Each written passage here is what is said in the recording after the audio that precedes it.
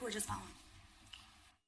I would like to recognize Mexican-American United States Army veteran Orlando Acevedo, who served this country from September 4th, 1979 to August 17th, 1990. Mr. Acevedo, he currently works for the United States Post Office as a distribution clerk. He has worked there for 44 years and also loves to exercise and organize in his spare time. Mr. Acevedo, we thank you for your service to our country, and after the invocation, we ask that you come forward and lead us in the Pledge of Allegiance. Please stand for the invocation.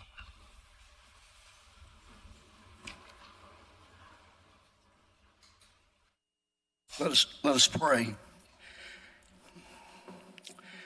Father, before we can give counsel, we must receive counsel.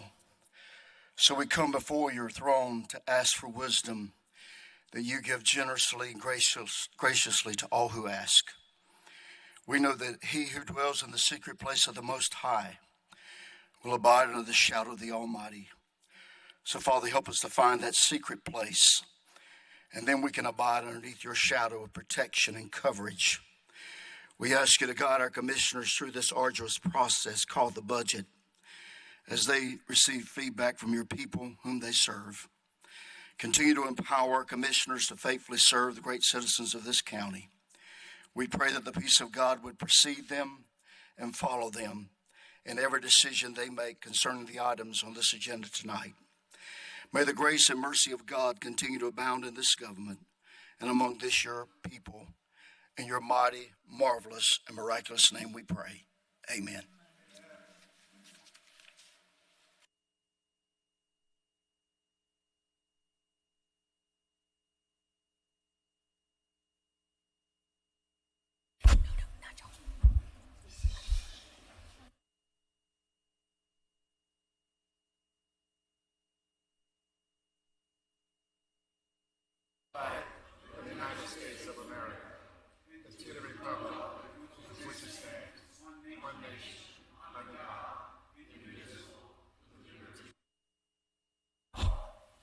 We thank you for your service to our community and to our country. Thank you.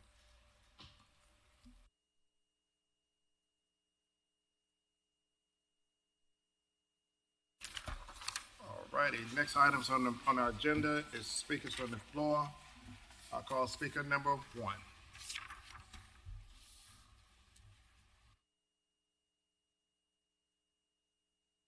Good evening. Thank you for the opportunity to speak with you today. As a resident of Guilford County, I applaud the county manager, Victor Eisler, and his team for recommending a budget that prioritizes the health and well-being of Guilford County residents. Housing is a determinant of well-being. I am sure that no one in our community wants people to lose their homes and wander homeless in the streets. The budget establishes a homeless services department.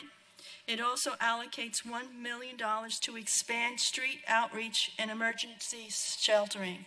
I'm especially applaud that the recommended budget expands the eviction, mediation, and landlord engagement program, which provides housing stability to more families. The $860,000 allocated to this program will pay for itself over time because an ounce of prevention is worth a pound of cure. The budget recommendations also will assure the continuation of public health's non-mandatory programs that provide essential health care to our residents. And I'll just mention two of those programs. The School Health Alliance provides telehealth services to school children, which reduces the number of days that you lose in school and reduces the amount of time that parents lose from work. The Children's Dental Service provides exams, treatment, cleaning, and emergency care for financially eligible children.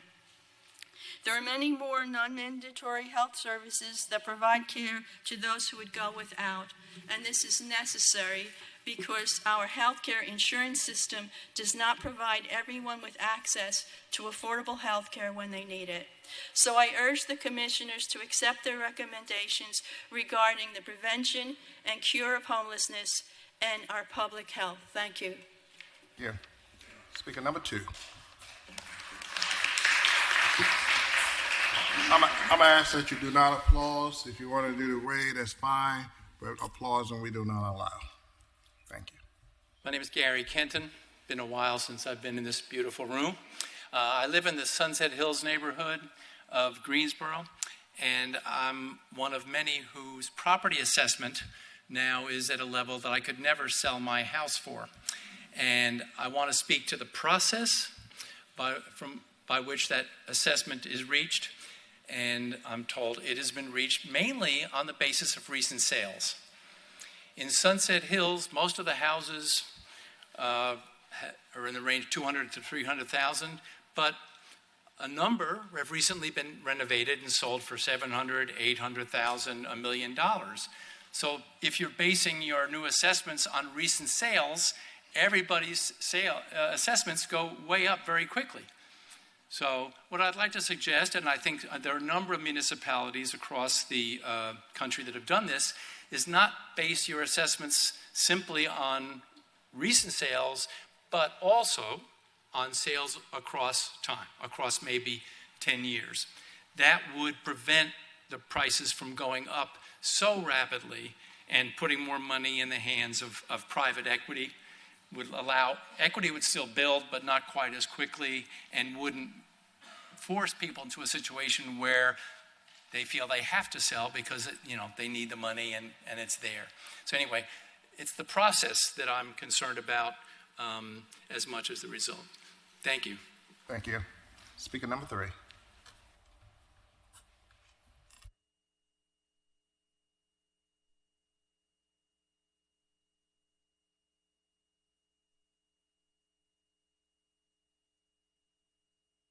Okay, Gail Dunham, Summerfield. The original grants for Bandera were just wonderful. A true equestrian park, passive space. It was really beautiful. But I guess you decided to have it all redone. Just like to show you, if we go to a meeting in the town of Summerfield, this is it. No attachments, just get the agenda. The attachments are not available, and then they complain if you file a public record request.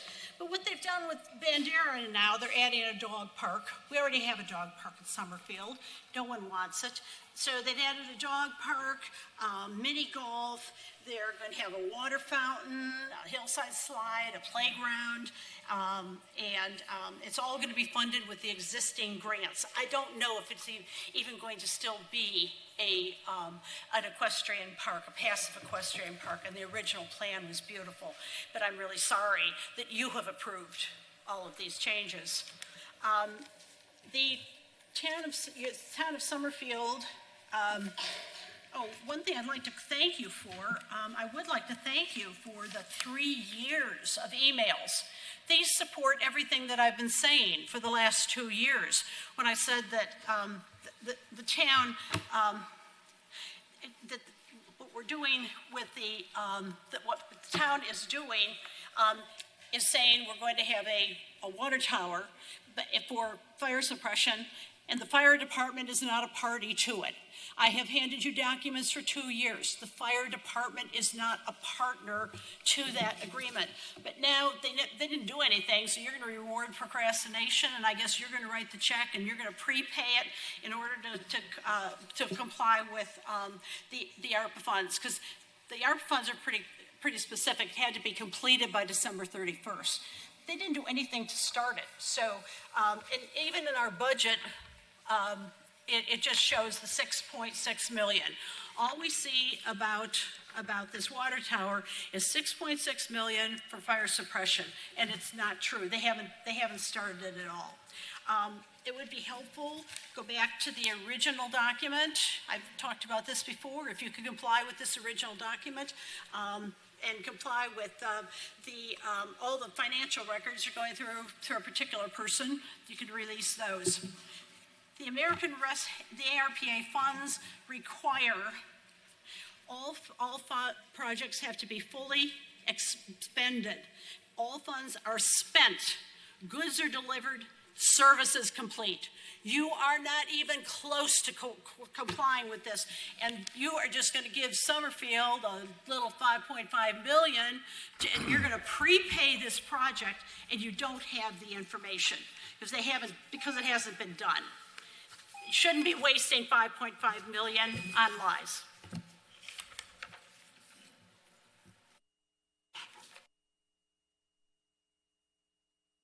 Speaker number 4.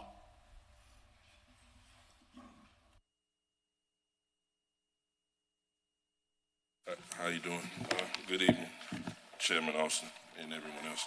I'm here on behalf of the NAACP to read the support letter that we did for Guilford Clean Power. Now, and I'm actually here with some of the supporters. I wrote this letter, but this is a letter that came from the NAACP as a whole, the Greensboro branch, because we voted on it as an executive committee. We're writing this to express our unwavering support for the Guilford Clean Power Now Coalition and its commendable efforts to address climate change and promote transition to 100% renewable energy by 2050. The organization has consistently demonstrated a strong commitment to these critical issues, and we believe its initiatives play a vital role in enhancing the well-being of individuals and families throughout our community. At the NAACP, we recognize the importance of collaboration among nonprofit organizations to create meaningful and lasting impacts. We are proud to stand alongside Guilford Clean Power Now Coalition in these important efforts. As part of our ongoing partnership, we are eager to collaborate on current and future projects, programs, and resolutions. Our organization is dedicated to providing resources, expertise, and support to help maximize the effectiveness of these joint initiatives. We understand the challenges that nonprofit organizations face, particularly in securing support and engaging volunteers. Therefore, we remain committed to strengthening our partnership and contributing to the efforts that improve the quality of life for all the residents of Guilford County. On a separate note, on behalf of the NAACP, I would like you guys to understand that many of us now are veterans. Many of the ones on the executive committee and the members, we're veterans, we're combat veterans. So we're used to working together, and we're all about community. Times have changed, and we've changed. We will continue to work with different organizations throughout this community, Guilford County, Greensboro, High Point, because we're in touch with the High Point branch as well, for the betterment of the citizens of Guilford County. That's all I have. Thank you. Speaker number 5.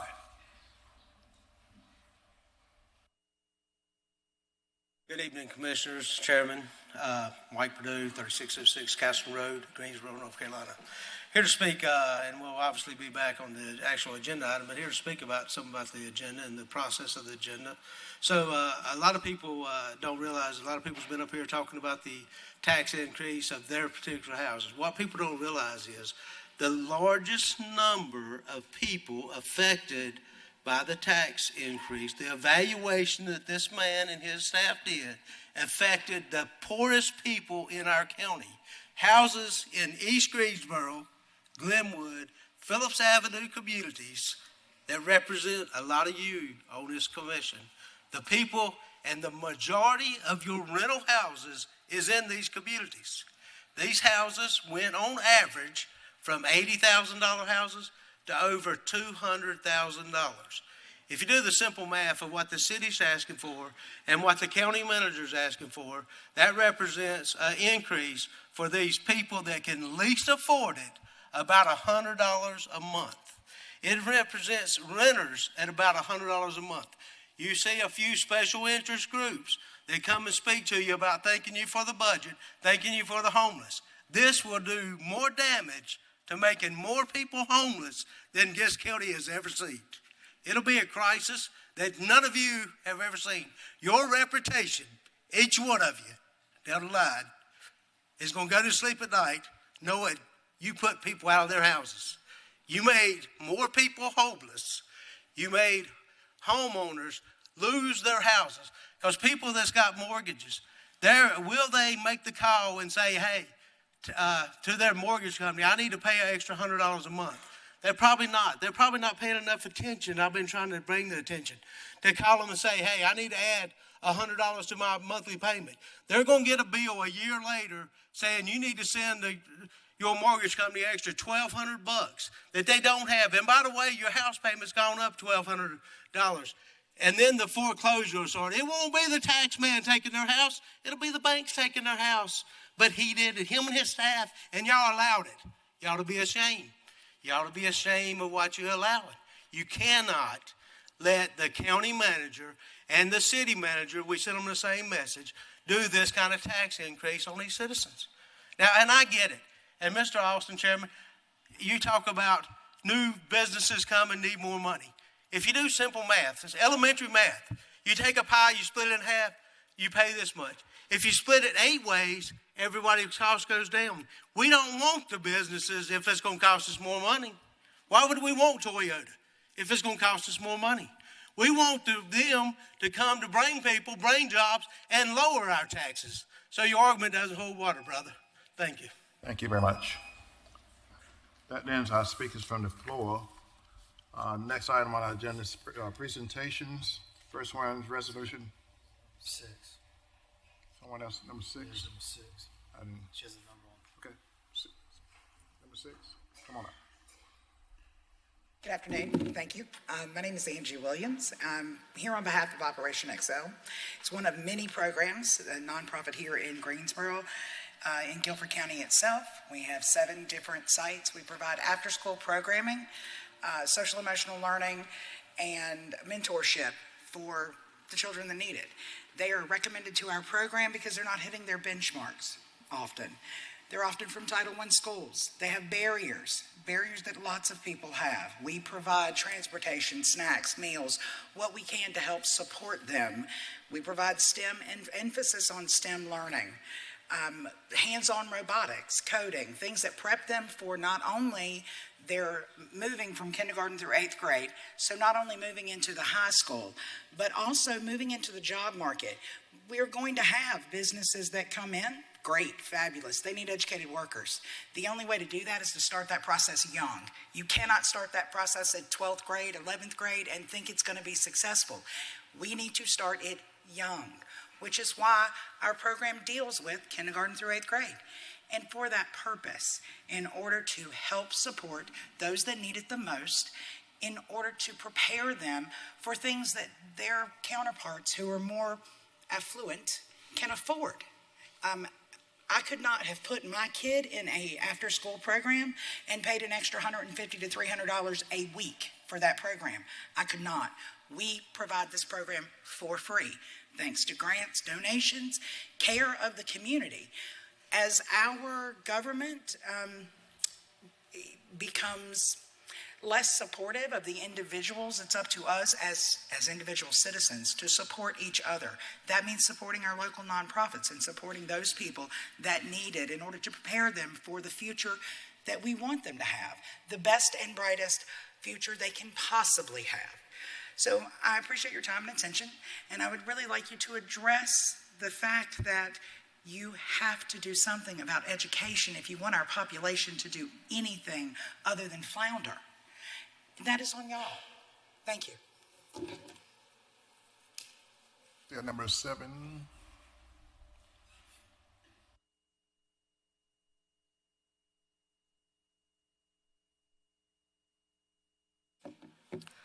Hello, Commissioners. My name is Nikki Marin Baena. I live at 113 Hawkins Drive in Greensboro, and I'm a homeowner who's happy to help pay for our public schools through property taxes. I'm the mother of Clara Willis Marin, who is a first grader at Jones Elementary. I'm asking you to continue investing our tax dollars in our public schools. Jones Elementary is the only Spanish immersion school in Greensboro. The teachers and staff are truly one of a kind. My child has thrived in an environment that challenges her intellectually, builds character, and fosters excellence. Many parents couldn't be here in person tonight and sent cards to show their willingness to pay for our schools and for the county to continue to believe in its future by investing in our kids' education. The cards are here. Clara's going to bring them up.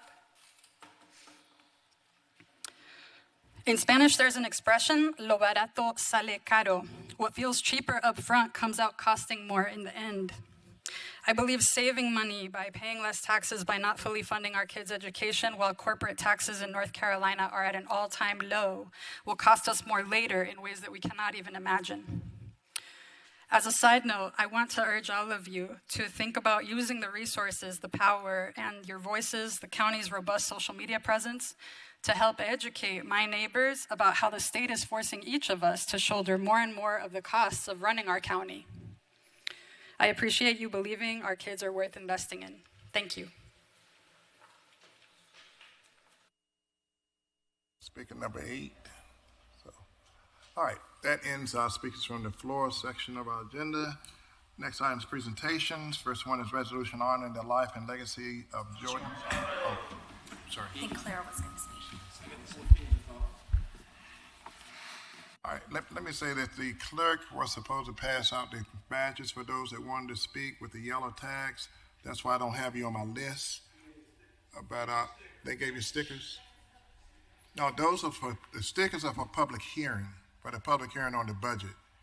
Okay, the yellow numbers are for speakers from the floor. We'll get to the public hearing after these other agenda items. Okay, those are not for the speakers from the floor. All right.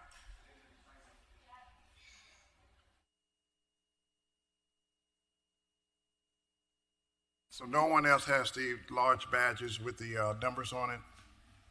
Because mine really stopped at number 5. All right, so that does end our speakers from the floor section. Next item will be our presentations, resolution honoring the life and legacy of Jordan Alexandra Pearson. That's going to be presented by Commissioner Frankie Jones, Jr. Thank you, Chair.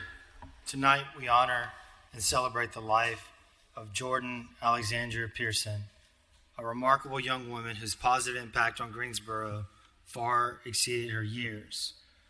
Before us we have her parents, her sister, and other family and friends here with us. And if there's anyone else who knew Jordan who'd like to come up, you're welcome to do so at this time.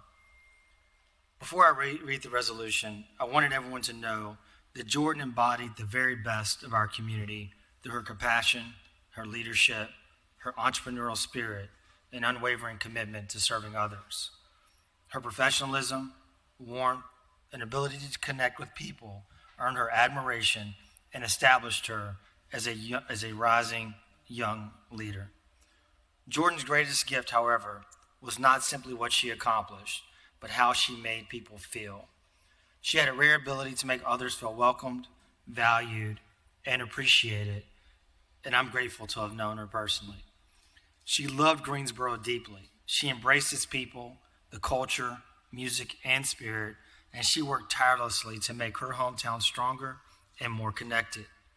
Though her life was tragically cut short, Jordan's legacy reminds us that the measure of a life is not found in its length, but in the love shared, the lives touched, and the difference made. At this point, I'll now read the resolution.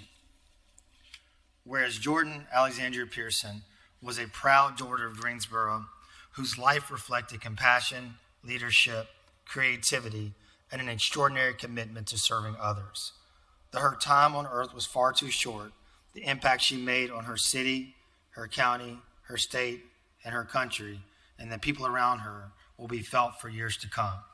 And whereas born on December 13, 2002, to Dwight Pearson and Jessalyn Woods, Jordan was raised in a family grounded in hard work, entrepreneurship, and service. Growing up alongside her sister, she worked within her family's business, Master Tours, a Greensboro-based charter bus company owned and operated by her parents. Through those experiences, Jordan developed a deep appreciation for people, community, and the importance of building something meaningful that could serve others. Whereas Jordan later co-founded Transcendent Charter with her sister, continuing her family's legacy in the transportation industry. Together, they represented Greensboro with pride through their involvement with the United Motor Coach Association, where Jordan quickly earned the admiration of peers and professionals across the country for her warmth, professionalism, and natural ability to connect with others. Her talents and presence eventually led her to join the staff of the United Motor Coach Association, where she served in marketing and advertising sales and became a rising young leader within the industry. And whereas while Jordan accomplished much professionally, what truly set her apart was her heart for people and her love for the city of Greensboro. She believed deeply in community and dedicated herself to making the city stronger, more welcoming, and more connected. She served as a council member of Synergy, Greensboro Young Professional Network, where she co-chaired the social committee and helped create spaces where others felt welcomed and valued. And whereas Jordan also serves on the board of directors for the Greensboro JCs and was just recently elected president of the organization. In that role, she poured herself into developing young leaders, building friendships, and serving the Greensboro community with energy, optimism, and joy. Those who worked alongside her knew her as someone who showed up fully for others and led with both confidence as well as kindness. And whereas beyond her leadership and professional accomplishments, Jordan was known for the light she carried into every room she entered. She was fashionable, vibrant, thoughtful, and full of life. She had a rare gift for making people feel seen, appreciated, and important, whether through her volunteer work, her friendships, or simple everyday interactions. Jordan left people better than she found them. And whereas Jordan also possessed a deep love for the arts and for the cultural fabric of Greensboro, she spoke often about how growing up in this city shaped her identity and gave her a sense of belonging and purpose. Her love for music, creativity, and community reflected the fullness of who she was. And whereas Guilford County recognizes that Jordan Pearson represented the very best of our community, she embodied leadership, service, and compassion in a way that inspired people of all ages. Her life serves as a reminder that impact, again, is not measured only in years, but in how deeply we each touch the lives of one another. Whereas Jordan departed this life on May 4, 2026, leaving behind a family, countless friends, and an entire community that loved her deeply. She is survived by her parents, her beloved sister, and a city that will continue to honor her memory with gratitude and love. Now, therefore, be it resolved that the Board of Commissioners honor and celebrate the life, service, and lasting legacy of Jordan Alexandria Pearson, whose spirit, leadership, and love for her community will never be forgotten. Presented this the 4th day of June, 2026. In witness whereof I hereunto set my hand and cause the corporate seal of Guilford County to be affixed. Melvin Skip Alston, Chairman, Guilford County Board of Commissioners. I have a framed resolution as well as a copy, and you're welcome to shake the hands of the commissioners if you'd like to.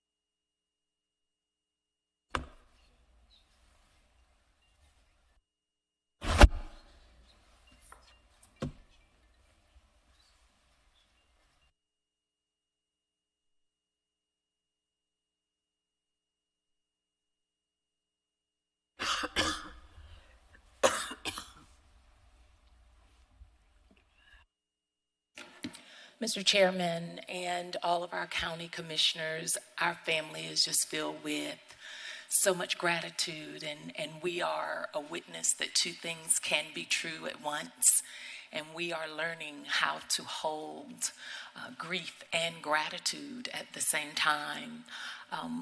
It is really by the grace of God that Jordan was able to accomplish so much in a time of life that seemed so short, but we are so filled with faith in God and an assurance to know that she really fulfilled her assignment in her dash, that little dash that exists between the date of her birth and the date that this part of life was paused for her.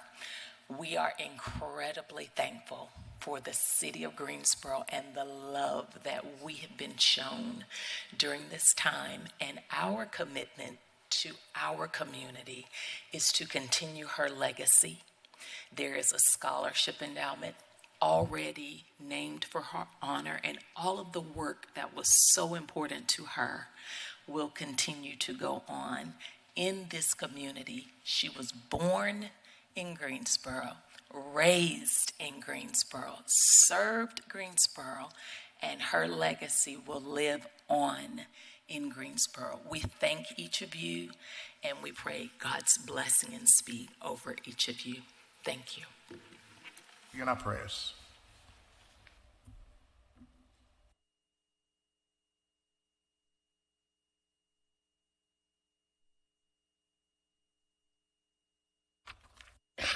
Next item on the agenda is proclaim June 2026 as Pride Month in Guilford County. That's going to be presented by Commissioner Brandon Gray-Hill. Mr. Hill. Thank you, Mr. Chairman. Tonight we recognize June 2026 as Pride Month in Guilford County and reaffirm our commitment to equality, dignity, and respect for all people. I would like to invite Bess Newton, Executive Director, Vicki Knight, Board Member, and Cammie Rowan, Board Chair of the Guilford Green Foundation and LGBTQ Center, to come forward. Before I read this resolution, I wanted to share that Guilford County is strengthened by diversity of its residents, and we celebrate the many backgrounds, experiences, and perspectives that contribute to our community's success. I want to continue to encourage residents to use this month as an opportunity to engage in meaningful dialogue, promote understanding, and build stronger connections across our community. We continue to create a Guilford County where everyone feels welcomed, valued, and respected. Resolution recognizing June 2026 as Pride Month in Guilford County. Whereas Guilford County supports the rights of every citizen to experience equality and freedom from discrimination, and whereas the county accepts and welcomes people of diverse backgrounds and believes a diverse population leads to a more vibrant community, and whereas Guilford County recognizes that all people, regardless of age, gender identity, race, color, religion, marital status, national origin, sexual orientation, or physical challenges, make significant contributions to the cultural and economic successes of this community, and whereas all Guilford County citizens should be able to live without fear of prejudice and discrimination, and should continue to seek educational and awareness opportunities that champion the civil rights of all people. Now, therefore, it be resolved that the Guilford County Board of Commissioners recognizes June 2026 as Pride Month in Guilford County and encourages all residents to respect and honor our diverse community and to participate in relevant activities that build dialogue, strengthen alliances, and advance the equal rights of all individuals. Presented this, the fourth day of June 2026, in witness whereof I hereunto set my hand and cause the corporate seal of the County of Guilford to be affixed. This, the fourth day of June 2026, Melvin Skip Alston, Chairman of the Guilford County Board of Commissioners.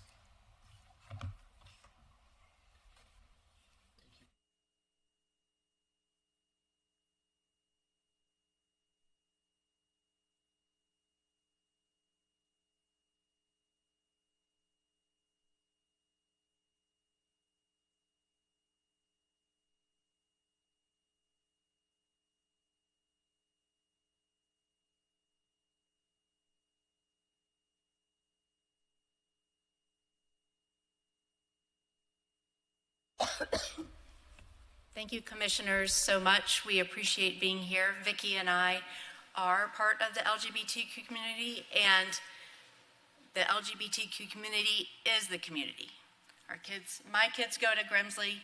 Vicki's are grown and went to public school and are doing wonderfully as successful young adults. She talks proudly of them all the time. My son had Commissioner Murphy as a civics teacher. We are here to celebrate Pride. We are not going to be scared to be ourselves. That is so important for each of us.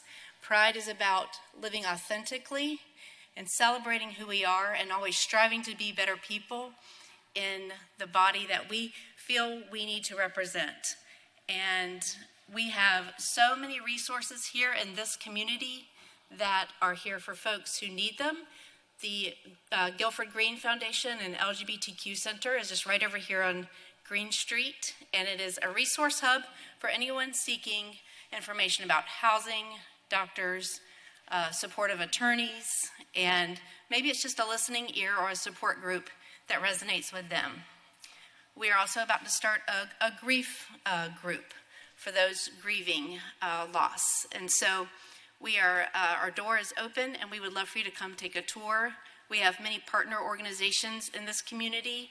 We are about Greensboro, we are about the Triad, and we are here to help create a thriving LGBT community, and we do this with your support. So thank you, we appreciate you, and we welcome all of you. Thank you. Thank you.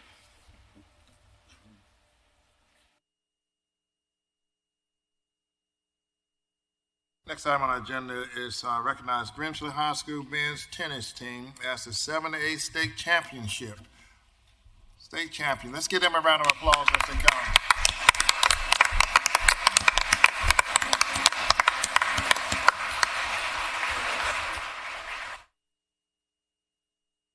Resolution is going to be submitted by Commissioner Mary Beth Murphy. Ms. Murphy. Thank you so much, Mr. Chairman. This evening, we proudly recognize the Grimsley High School men's tennis team for an extraordinary season and for capturing the 7A state championship in men's dual team and also the doubles state championship. I'd like to invite all of you to come forward, as you have already. Your accomplishments are an incredible reflection of your hard work, of your excellence, and of your perseverance. I want to personally thank head coach James Kriege and assistant coach Ken Lovett for their outstanding leadership and support in shaping these young men as they grow into adults who will go on to represent Guilford County well in whatever is next in their lives. I'm honored to present this resolution for the Grimsley High School men's tennis team for winning the 2026 7A North Carolina High School Athletic Association men's dual team state championship.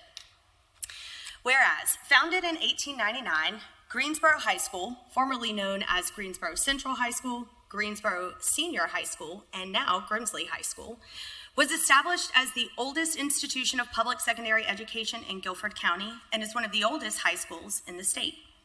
And whereas the Grimsley High School men's tennis team completed an extraordinary 2026 season with a record of 19 wins and 1 loss, capturing the conference championship and earning the highest rating percentage index of any high school tennis team in any division across the entire state of North Carolina.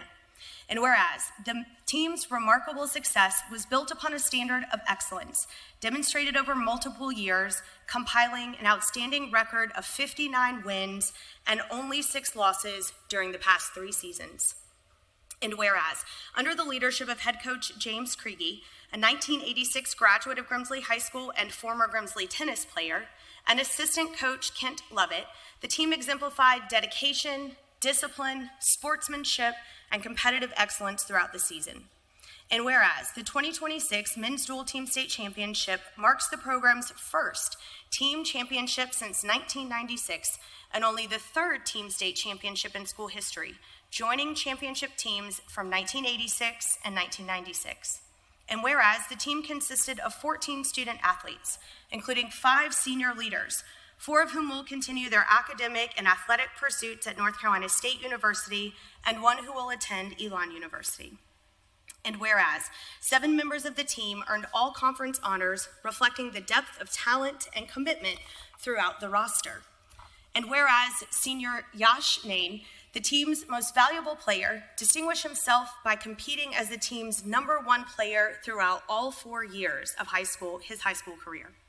And whereas senior captains Yash Nain, Josh Borso, and Cooper Boyland provided exceptional leadership, dedication, and service to their teammates and school community.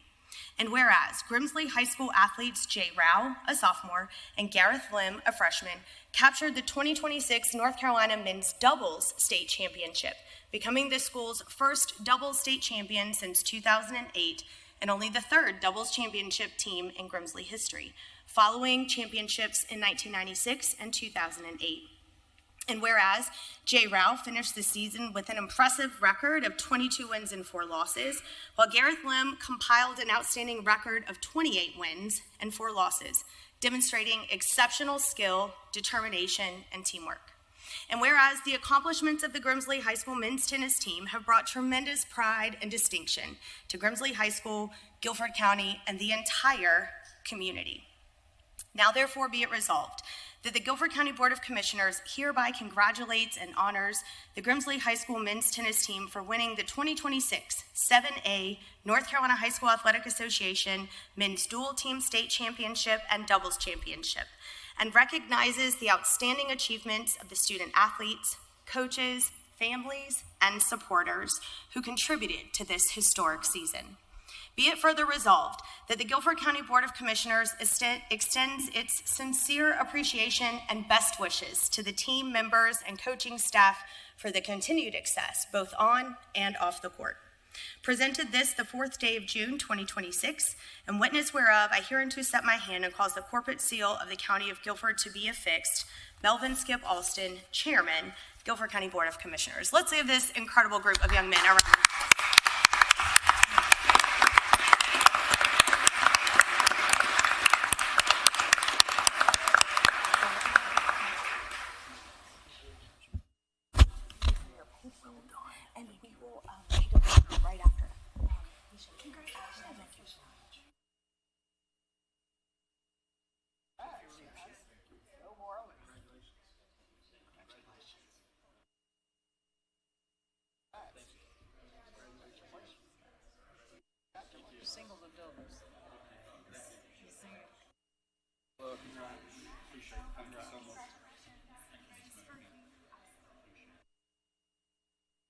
And if we can gather in the well for a picture quickly, that would be great. And then we'll have some remarks from the coach after. Yeah, just right here in front of the dais.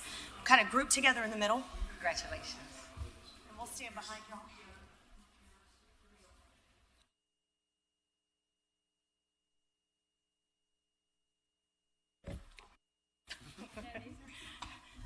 On the tip of toes. Kids be tall these I days. know, they're giants. Do we need...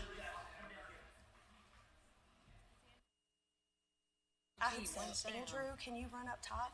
Where is he? Oh, okay.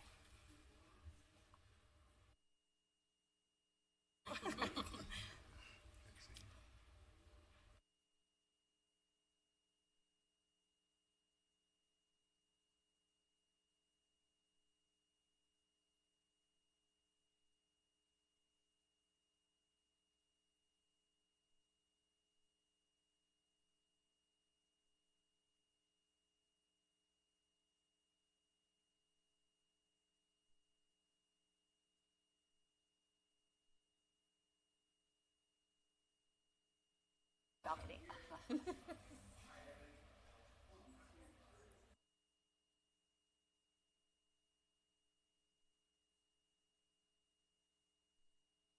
Thanks, y'all. And then we'd like to invite the coach to make some remarks. Thank you. That's right. Marley Pride. Hey, how are you? So, hey.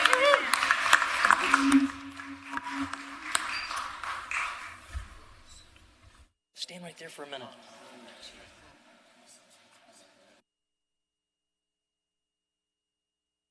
Commissioners, thank you for this very kind and generous recognition. This group represents about 560,000 people in Guilford County, and today 12 students and 1 team have been selected to be recognized. This is a great moment and a very meaningful memory. Thank you. I'd like to share one thing with the players and the families here today, and that is that you players are now ambassadors.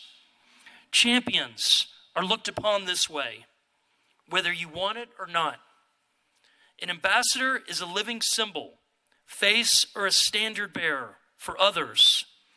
You are ambassadors for your families, for school, for friends, the tennis community, now the city, the county, and the state. So whatever incredible statistics and records you set on a relatively small footprint of asphalt, known as a tennis court, as a Grimsley student athlete, is small in comparison to what we all hope you will accomplish as ambassadors on the larger journey of life. Embrace this role. Rise up to the level. You are prepared to represent us since you have been shaped through the fires of adversity, disappointment, injury, pain, sacrifice, and commitment.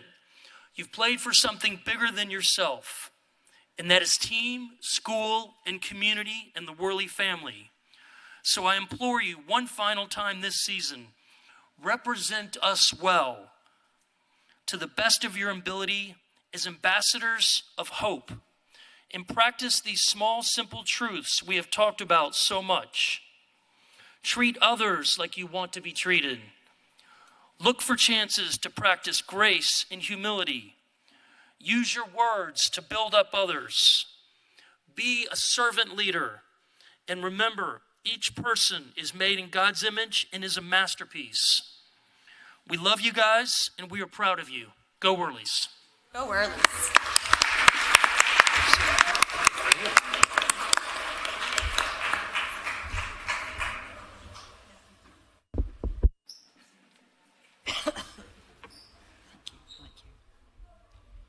Oh, bye. Good to see you. Yeah. Okay. Yeah. Okay. Sounds good.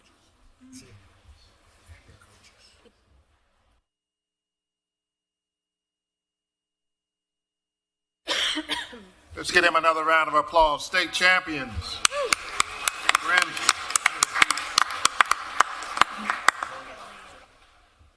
All right. Next item on our agenda is our consent agenda. Are there any items on the consent agenda that any commissioner would like to have pulled and considered separately?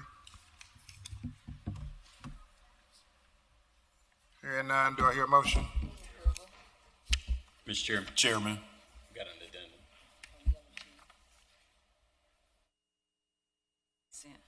That's part of the consent agenda.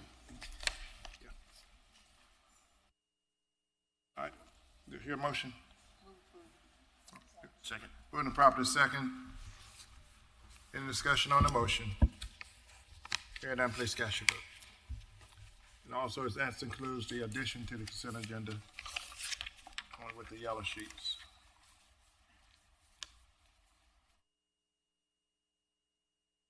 Now passing on unanimous vote. Let me do this since next item is our public hearing. Why don't we take a 5-minute recess, regroup, and then we'll come back so we won't have to stop in the middle of the public hearing. All right, 5-minute recess.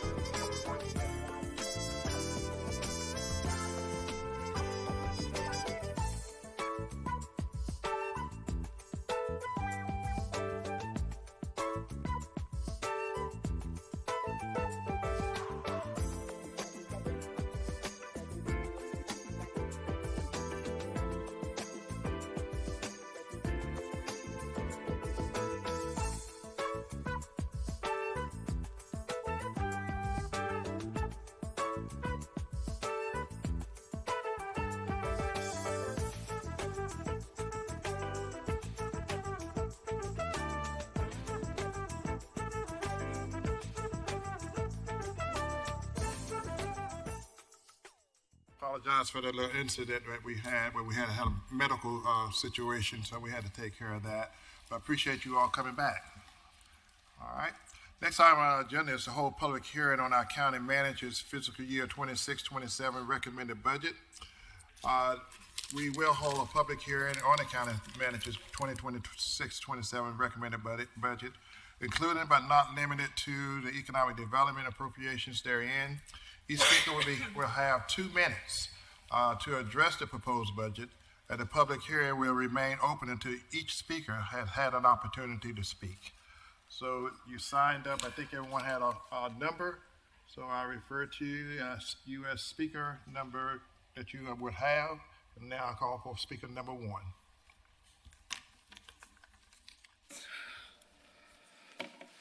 Good evening. My name is Dina Marie Diliberto, and I am a Guilford County homeowner and taxpayer. I understand the difficult responsibility of balancing a county budget, and I appreciate the work that goes into that process. However, I am deeply concerned that the proposed property tax rate remains significantly above revenue neutral at a time when many residents are already struggling financially.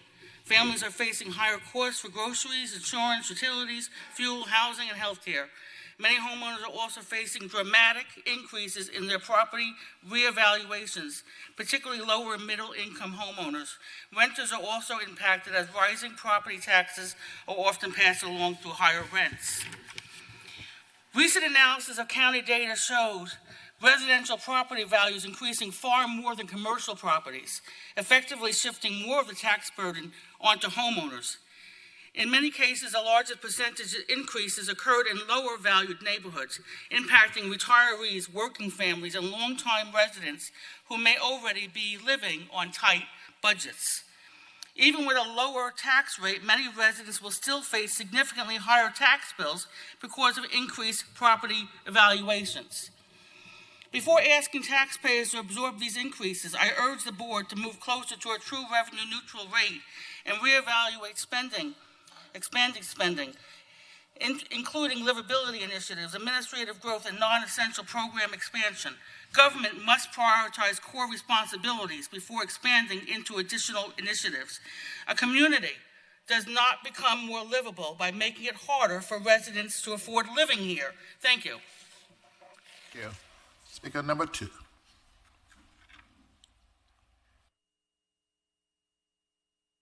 Good evening, Mr. Chairman, Commissioners. Thank you for this opportunity.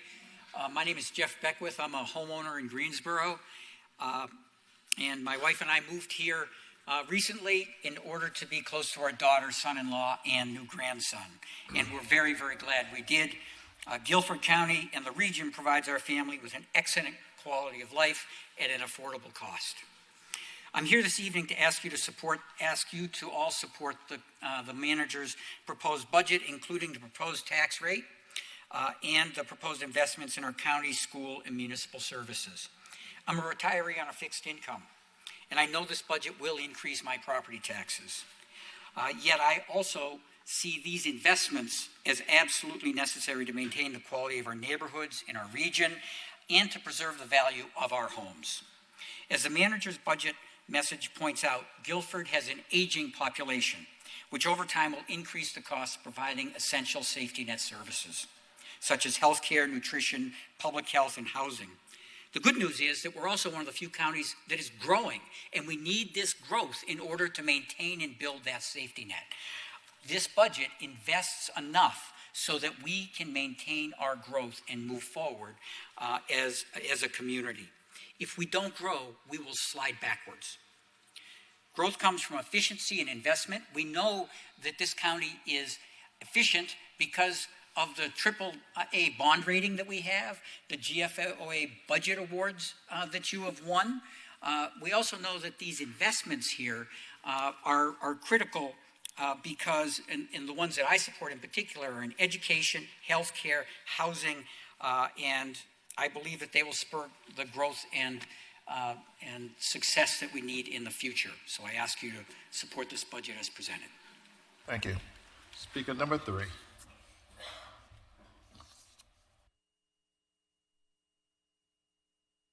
Good evening. My name is Sarah Jones, and I'm a homeowner and resident of District 5. I am grateful to many of the commissioners who use email and social media to keep voters informed and updated about the tax reappraisal process. I know you are getting a lot of feedback from constituents to lower the tax rate to a revenue neutral rate. I want to advocate for the middle of the road approach in the current budget. I know that the budget was written in part with input from commissioners, the county manager, and the school board. The current budget is a reasonable middle ground and still funds schools and other important public services while taking into account financial pressures on homeowners.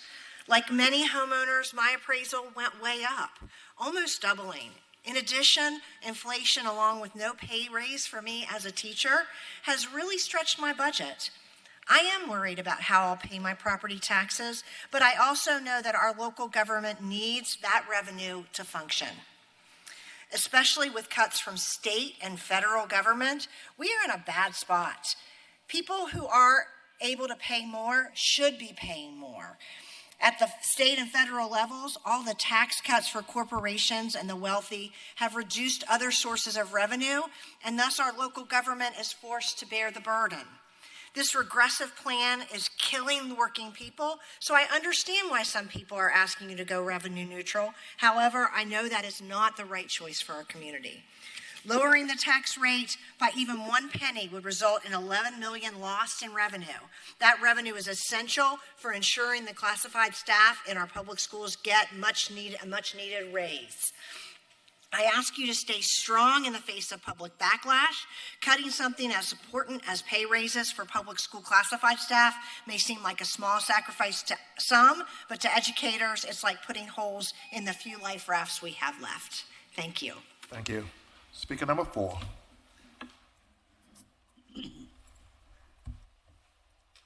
Hello, my name is Joanna Pendleton. I'm a resident of Guilford County, District 4, a school librarian, a mom of 3 Guilford County school students, and the proud president of the Guilford County Association of Educators. Every year, when budget season arrives, you can find public school supporters in the streets and in this very gallery advocating for every dime we can invest in our students. We're here because the truth is our schools and our students are in desperate need and have been for over a decade now. You've told us that we can't keep saying everything's on fire every year, but we're telling the truth.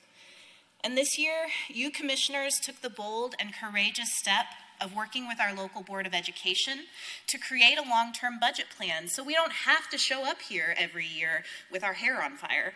We'll still be here, by the way, but hopefully to celebrate with you and maybe to push you a little bit. So let's be honest about that. But look, tonight, I'm in the unprecedented position of being a local union president, giving a thumbs up to the manager's budget proposal. It's never happened before, and I reserve the right to never do it again. But tonight, this is what we need. We need a budget that offers relief to homeowners and funds our schools and services. We understand there's pressure to lower the tax rate and slash funding even farther, but we're here to balance the scale and remind our community that local taxes are the best taxes. That's because our neighbors on the dais tonight are deciding right in the same room with us how to use that tax revenue. We get a say, and we're saying it. Commissioners, the road ahead looks dark and uncertain. I encourage you to do 2 things. 1, fund the manager's proposed budget so our public school kids get what they need from our local government, even as the state refuses to raise a finger for them. Number 2, use your voice to tell the public what it will mean if voters allow our state government to dictate local funding. This is the moment to choose kids over corporations. This is the moment to be courageous. Thank you. Speaker number 5.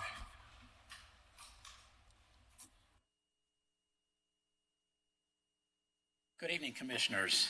I'm Steve Puckett, and I live in Greensboro.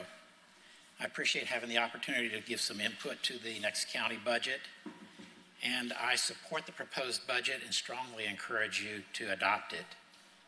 My wife and I moved here about 6 years ago to be closer to family, especially our grandkids, and because we knew Greensboro and Guilford County to be a great place to live, and we've been very happy with that choice. Recently, I was privileged to be part of a group in our church that did in-depth interviews with church members to learn what is important to them and to learn about what is missing in their lives. Over and over, we heard that health care, education, safe, affordable housing, and child care were important to them, but all too often difficult or impossible to get. My review of the proposed budget shows that it does a good job of balancing continuation of many important things while also addressing some of the serious needs that we have.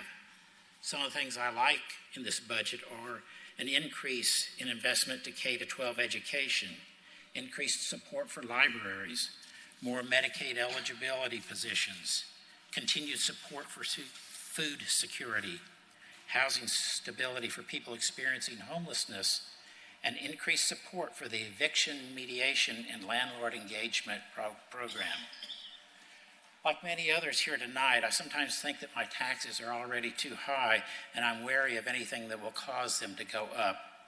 But when I look at this proposed budget and see the hard choices that have gone into it, I am willing to pay modestly more to keep this community a great place to live. I think that the relatively small amount of new spending is important for a community, and I believe that it is feasible. Please support the budget. Thank you. Speaker number 6. Hello, Commissioners. My name is Guy Gunn. I've lived in Greensboro all my life. I own my home in Glenwood now, but I rented for about 13 years. I lived on Walker for about 2.5 of those years, down near UNCG, me and a bunch of roommates. First winter there, our heat went out. It was off and on, mostly off for most of the winter. We went down and bought space heaters out of our own pockets, huddled up together for warmth, and we didn't know what else to do. Next year, the same thing happened. The crawl space, the sump pump froze up, and the crawl space was a sheet of ice. We didn't know what to do again. We gave up a little bit, but we didn't know where to go, where we could fight. We grinned and bore it. We moved in the spring. The new tenants came in on the last day of our lease, and we thought we'd get our deposit back. We didn't. I went to Legal Aid North Carolina, and they helped me. They showed me that our city is a place full of caring people who will work with you and show you the avenues to be involved in local government. They showed us that this city, this county, is full of people who matter. They walked me through filing. We got back the check in full, everything. I felt so proud. It made such a difference in my life, and I'll never forget it. The state funding is tightening up. Local government is having to pick up the slack to keep organizations like that alive. Groups like Legal Aid helped us see this city for what it is. I want you to cast your vote for the county manager's proposal so we can fund in full the budget, including the money for the teen clinic. Groups like this make a path to show young people that the government is made for you, me, and us. Don't let their funds die in the dark. Thank you. Thank you. Speaker number 7.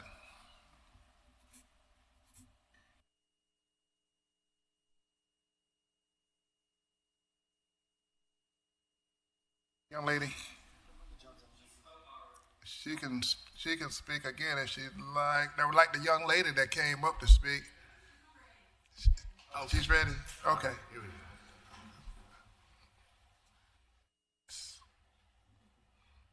Hello, my name is Clara. I'm a first grader at Jones Elementary.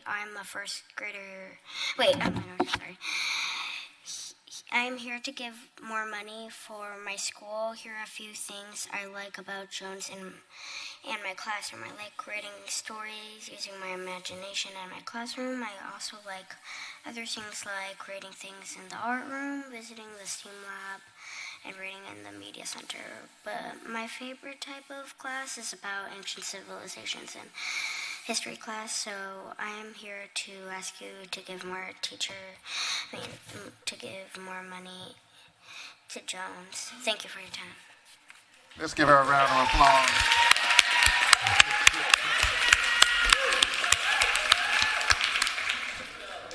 I give her another 2 or 3 minutes.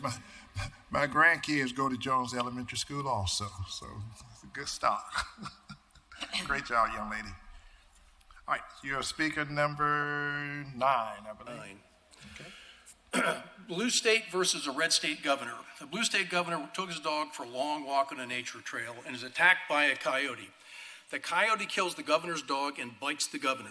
The governor starts to intervene but reflects upon the movie Bambi and realizes that the coyote is only doing what is natural.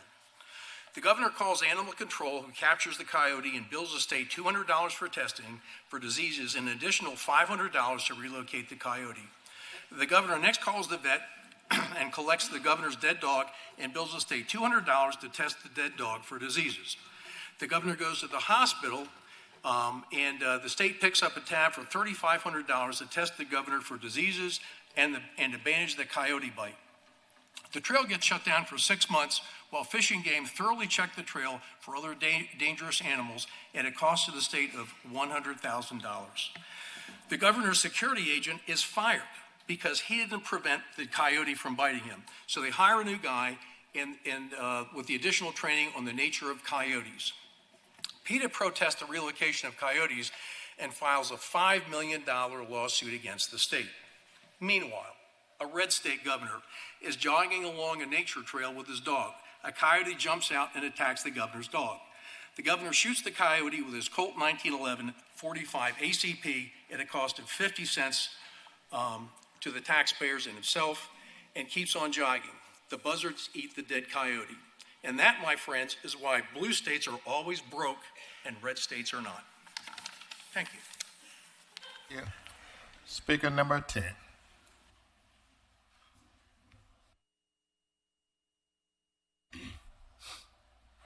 Hi, Commissioners. My name is Ingrid Chen McCarthy. I live here in Greensboro in the College Hill neighborhood. I am a homeowner, a small business owner, and a mother of 2 elementary age school kids.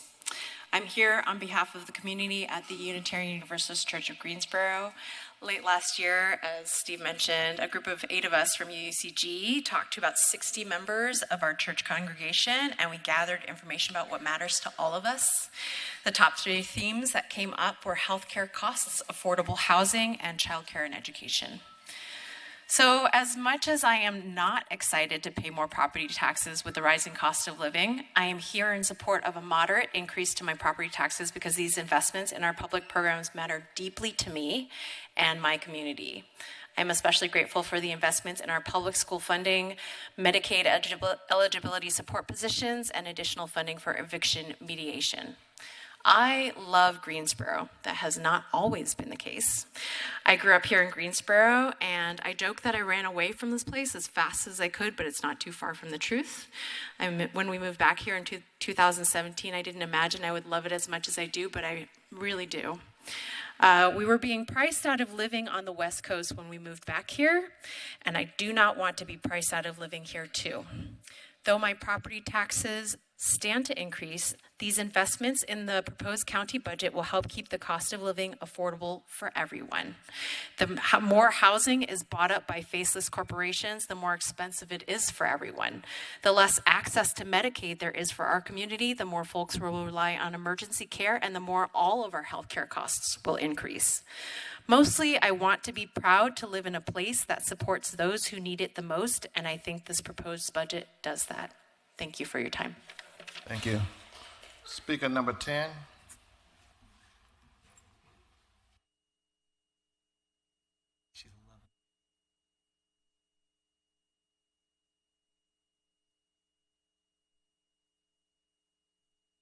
Hi. I pay property taxes in Greensboro. Ingrid's actually my neighbor. And I'm here to say that I support the increase. My kids, Rosie, Abby, and Lily, are in the 2nd and 5th grades at Jones Elementary. They're the 5th generation in our family to speak Spanish. And Guilford County Schools' Spanish immersion program is what's keeping that tradition alive. They come home and they teach me about the pink dolphins of Colombia, which, as it turns out, are real. Look it up. They have opinions about my accent in Spanish. And their music teacher, Senor Oviedo, writes original songs in English and Spanish that include every family in that building, including families who celebrate Kwanzaa, Hanukkah, or in at least one case, both. So this is a public school doing exactly what a public school should do. And yet, we have so many teachers, just like Senor Oviedo, who are often paying for supplies out of their own pockets. My kids, like so many kids in this room, were home for 2 weeks last winter, in part because of the shortage of bus drivers who were trained to drive in the winter weather. My daughter Lily, who's here in the front row and has been coloring patiently this whole meeting, she wears a jacket to school on 90-degree days because her classroom is freezing cold. We need supplies. We need compensation for staff that reflects their value to the community. And we need buildings that function. So that gap between what our schools are capable of and what we're giving them to work with is what this decision is really about. Strong public schools are going to raise property values. This is an investment that's good for everyone in this room. Thank you for your support. Thank you. Speaker number 11. Speaker number 11. She was 11. Oh, you were 11. All right. Speaker number 12.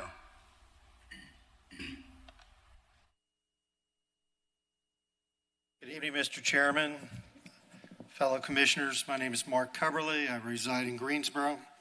I too love Greensboro. I went to Guilford College and I retired back to Greensboro 3 years ago.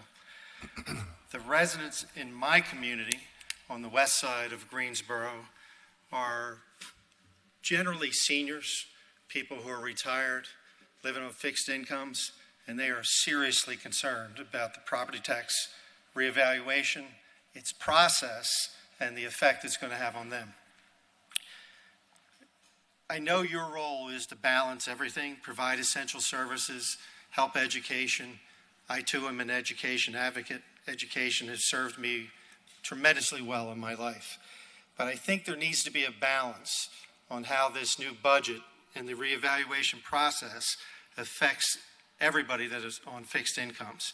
Not just the people in my generation that are retired. My pension doesn't go up 20% a year. My income doesn't go up 20% a year any longer. And almost everybody in my community is of similar age to me. But I'm also concerned about those people at the lowest level that have housing that can't afford almost any raise. I've talked to hundreds of people in this community about the process, and the great majority of them are concerned about the fundamental fairness of the process.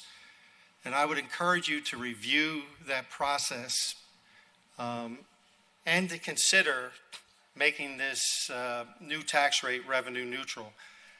It seems that there is a huge disparity of views on what's transpired. It's elevated the concern throughout the entire community. And I think if you make the current tax rate revenue neutral and use the next year to evaluate what you need to go forward, you would be better served. Thank you. Thank you. Speaker number 13. Welcome, Sheriff Page, to Guilford County. Thank you. Thank you. Mr. Chair, members of the Commission Board, my name is Sam Page. I live at 424 Dogwood Drive, Eden, North Carolina. I'm in the 26th North Carolina Senate District. Rockingham County taxpayers, we just went through a property reval a couple years ago, and I understand totally what's going on in Guilford County. I've attended 3 of your community meetings regarding the year's property tax reevaluation in Guilford County, and the citizens should be concerned. There's a common theme that I hear from the citizens. Citizens are concerned about higher property tax values on their homes and property. There are concerns regarding the board setting higher property tax rates this year, and there are citizens that are retired on fixed incomes, disabled citizens who can't work, disabled veterans, persons with lower income that own property that are struggling to pay these higher taxes, and those property owners who rent property that may have to raise their rental rates for persons that rent from them due to the tax increases. The whole purpose for property tax revaluation is to properly assess property values for tax value, and many times there are concerns about these assessments being fair and correct. There's an appeal process, we know in North Carolina, but the second part is setting the tax rate so we know that the purpose in setting the rate is to ensure that the tax rate should be set to cover the cost of government and operations and services. Where the problem is that the tax rate should not be set higher for the purpose of government officials establishing a wish list and building up extra revenue for pet projects. The tax rate considered should start at revenue neutral rate and be adjusted to cover the cost of operations of county government and necessary services. The tax rate should be fair to the taxpayer. You work hard during your lifetime to hopefully acquire a home and property for your family. We all pay taxes, but a citizen of this county and this great state should never feel that they don't own their property, that they just rent it. Too many people in Guilford County, as I've listened to, feel they're being taxed out of their property where they have to move or sell. To the board tonight, I would say you need to listen to the citizens and the good people here today, and remember who you work for, we the people. Thank you. Thank you. Speaker number 14.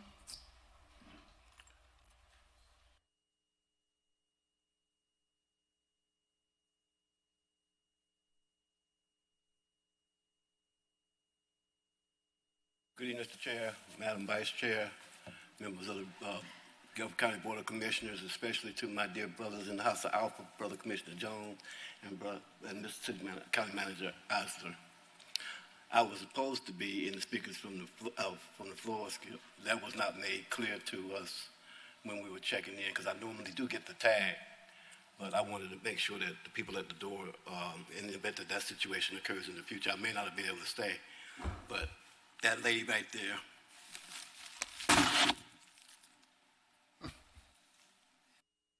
Cashin, Commissioner Cashin, please. She's Miss K to me, y'all. She's Guilford County Commissioner at Large. K. Cashin to y'all.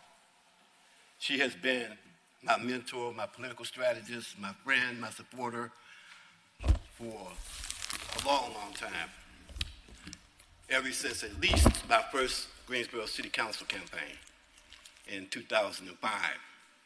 So congratulations on your retirement. We wish you the best. You know, if you ever need anything, that I'll always be available for you. So can we give her a hand, please? Okay, now, I had to get that out of the way since I was supposed to be speaking to the floor. Regarding the budget, Commissioner Jones and the county manager and all of the town hall meetings that I attended, I really, really appreciate those, especially the ones in the African American minority community at Yvonne Johnson Park, the center. Now, you have done what you can, education related especially. Most of you know I'm a proud product of Guilford County. Guilford STEM, formerly Guilford Elementary, with Miss Pauline B. Foster when I was there, Lincoln Junior High, now the Academy at Lincoln, and on to James B. Dudley, the great James B. Dudley High School. So I'm a strong advocate of Guilford County education and off to UNC Chapel Hill in D.C. and other.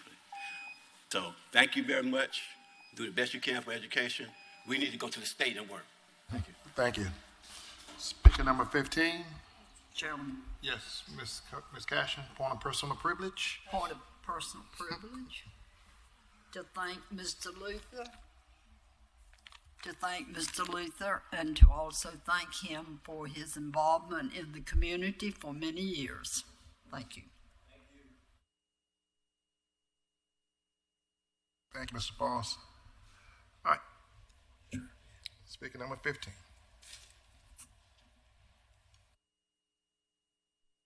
Good evening, County Commission. My name is Sarah Seguin, and I am a tenant organizer with Keep Gate City Housed and a lifelong resident of Guilford County. I'm here tonight to ask the council or the commission to continue funding the Teams Clinic and legal aid support.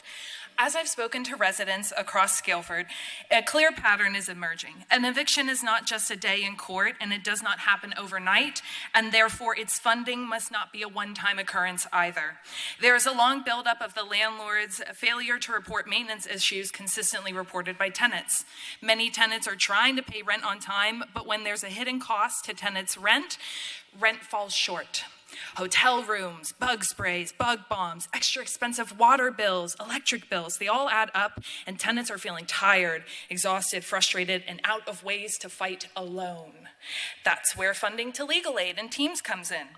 where we've been able to step up and meet the needs of 850 households this year across Greensboro. As a tenant myself, it's difficult finding access to resources when things go wrong. 2 years ago, my apartment flooded during a tropical storm, and maintenance failed to act in a timely manner, and I was left with mold and mildew to deal with. I was 24 and unsure of what my rights were, but I knew that something was wrong and that my landlord had some work to do for me. If I had known about legal aid back then, or if it was funded like it currently is today, then maybe I might have been able to get money back from that flood for that hidden cost that I had to pay back then.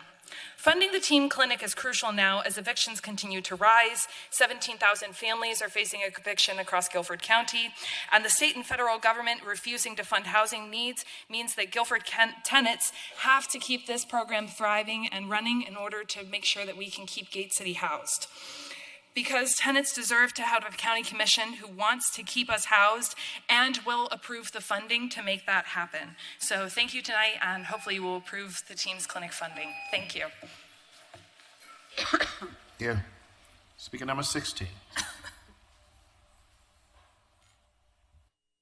Good evening, Commissioners. My name is Malia Imes, and I lead the Keep Gate City House Eviction Court Watch program in the Greensboro Courthouse.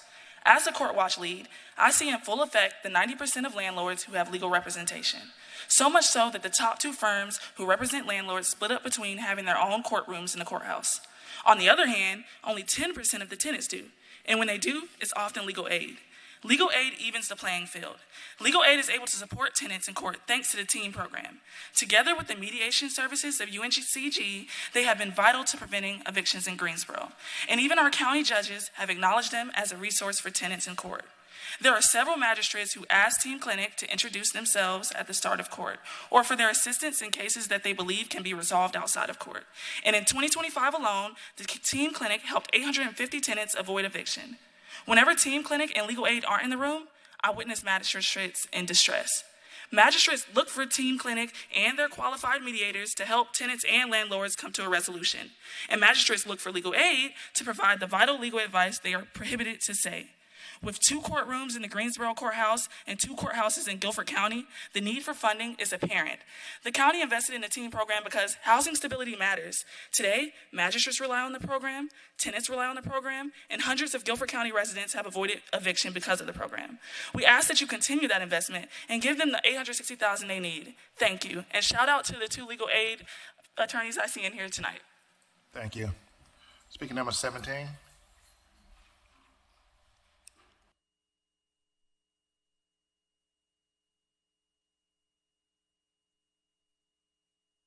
Hello, everyone. My name is Mercedes Garrett, and I'm a homeowner here in Guilford County, and I'm here to request that you approve the school system funding increase and invest in social services overall. Because while I hate the idea that my mortgage will go up just like everybody else, what I find to be intolerable is that my daughter's not receiving the education that she deserves.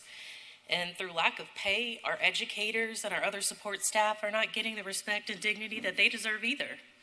I'm the proud parent of a soon-to-be estudiante de tercer grado at Jones Elementary, Spanish immersion. And we feel so fortunate to have joined this community, and her teachers and her counselors have been amazing. I really can't imagine her going to another school. But it's also a Title I school that has desperately needed funding for years. And I can't help think, what is she missing out on? What are we not giving her that other states that aren't ranked 50th in funding are giving their kids? It's not competitive. And I think if this past year's taught us anything, it's that we cannot rely on the state or federal government to fill that need.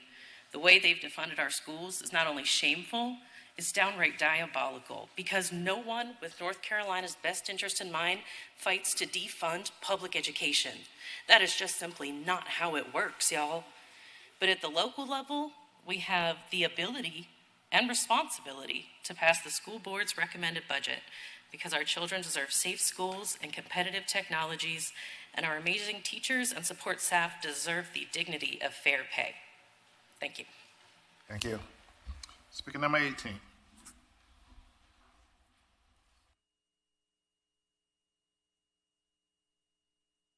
My name is Chris Mitchell. Been around quite a few decades here in Guilford County. What I want to do is come from a math perspective. Commissioner Austin, for many years, you have proposed a 1/4% county sales tax increase. I want to up the ante to 0.5%. I'm here to talk about the math. The bottom line, we have tens of millions of people coming to Guilford County, A&T Homecoming, the Coliseum, sports arenas, graduation. The list goes on and on. And before I go another step further, I get the budget, the priority, the money's got to get here. It's got to get paid. My value went up 77% for 4 years. I'm going to be transparent. 181 to 322, no. Private equity, Blackstone, these billionaires buying up everything.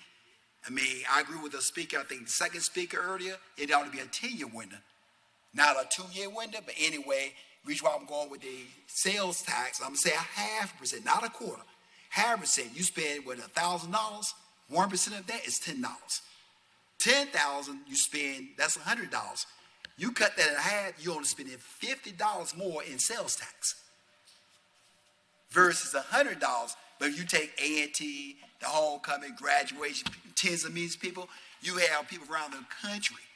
They're going to be putting more money into our coffers through a state, not a state, a county sales tax. So the bottom line is have more people spread the burden throughout the state and the federal that come into this county, use our hotels, services, restaurants, roads, bridges, stuff that way. Therefore, you have more money to work with. I understand the state, they try to drop the state, rate lower. Therefore, you have less money to work with. So I ask everybody, please, commissioners, this go around, put that 0.5%, not 1/4, 0.5% county sales tax on the ballot or a property tax increase. So you let the voters decide you want to pay more of your property taxes, which is exponentially higher. Or you pay an amount, let's say $20, $40 a year in state sales tax or county sales tax. The burden will be less. Everybody spread the burden, the math will work better for everybody. Thank you, sir. Speaker number 19.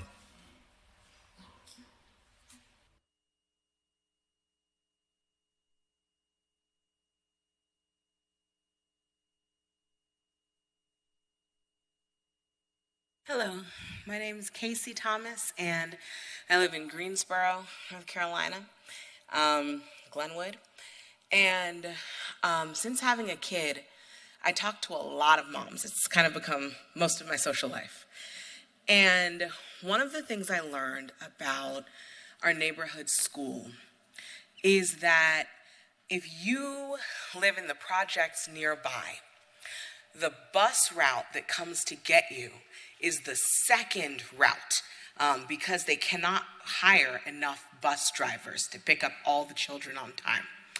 And so the kids in the projects who ride the bus wind up missing 10 to 15 minutes of school every day.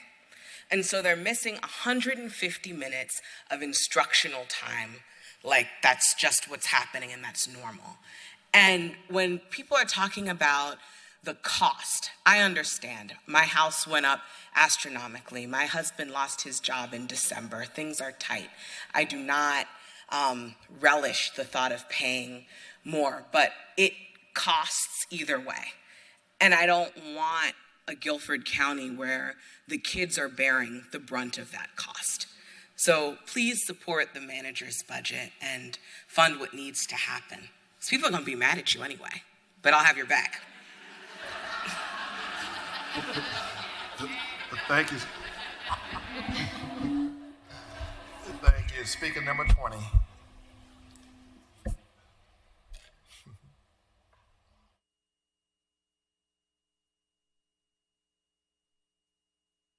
Speaker number 20. All right, speaker number 21.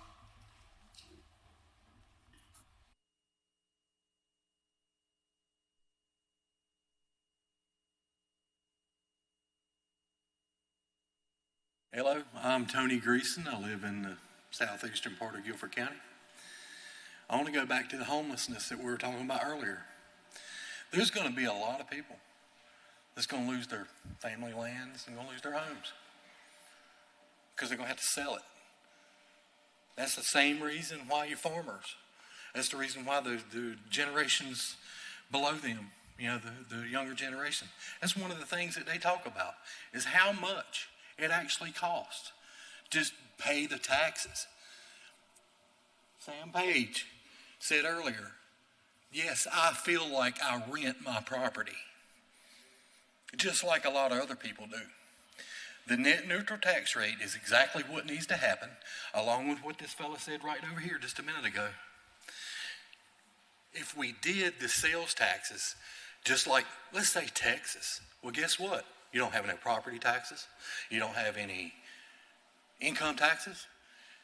Seems as though they do fine. I've lived here all my life. I had to pay North Carolina taxes when I worked in Texas. It makes no sense. Everybody talks about homeless, you veterans, people that's down on their luck and all this other kind of stuff. You're going to make more people that way. And you don't see, I don't see how you don't see it. It makes no sense to me.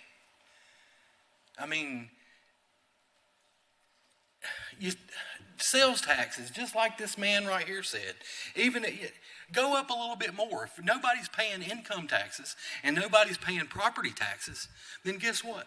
They've got more money to pay sales taxes along with everybody else that comes across from wherever they come from, even out of the country, can help pay the taxes that need to be done here. That can do more for your teachers, your students, everything. Y'all have a nice day. Thank you. Speaker number 22.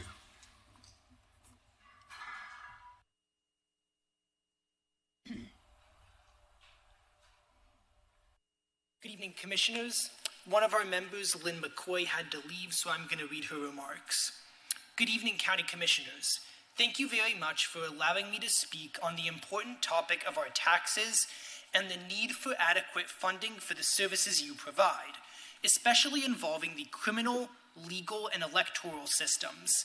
And thank you for providing those services throughout the years. I understand that people are anxious about having their property taxes raised, as am I. However, I'm concerned that keeping the rate revenue neutral would result in less revenue for essential services.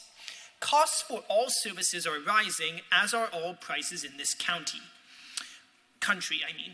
Our courts and jails are the responsibility of the county.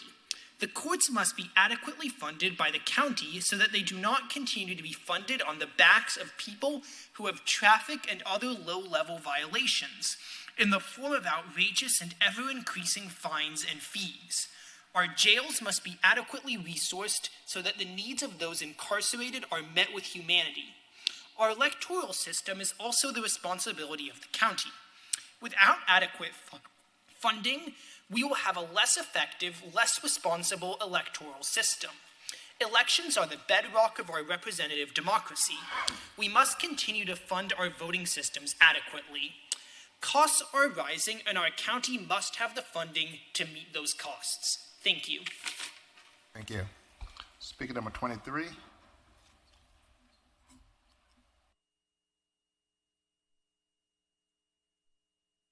Good evening, Commissioners. My name is Heather Scavone, and I'm a Guilford County resident since 1999 and a mom of 3 kids who have benefited from a truly transformative public education at Moorhead Elementary. And I love it so much here that I recently convinced my folks to move here. It took me 5 years, but I eventually prevailed, and now they love it here. And I'm here today to strongly urge you to vote for the proposed 61.9% reduced tax rate in the city manager's proposed budget. First, I want to thank this board for your previous leadership in protecting our children. Your commitment to saving critical line items in the GCS budget, like high-dosage tutoring, has been an absolute lifeline for local kids, and it supports tangible learning outcomes. You have showed us that our students are your priority, and we are incredibly grateful. We know that you've had the courage to step in and to support our families and kids in the absence of support from our North Carolina General Assembly. And now we need you to show that same courage. While I understand the anxiety around property reappraisals, adopting a strictly revenue-neutral rate would be catastrophic for GCS. It would not just trim the edges of our school budgets, it would cause real harm by eliminating critical services like high-dosage tutoring. Going revenue-neutral forces devastating cuts. It means larger class sizes, fewer resources, and less learning. The 61.9% rate is a responsible compromise. It lowers the tax rate to protect homeowners from the full shock of rising property values while ensuring that our schools and community remain fully funded. Please support our families in schools and vote for the reduced rate option in the county manager's proposed budget. I'd like to quickly respond to some earlier speakers' concerns that Guilford County's most economically disadvantaged families will suffer unless we go revenue neutral and forsake our public schools and county services. It's my understanding that before the commissioners currently are measures being considered to provide relief specifically to those economically disadvantaged families and seniors with fixed incomes. Thank you. Thank you. Speaker number 24.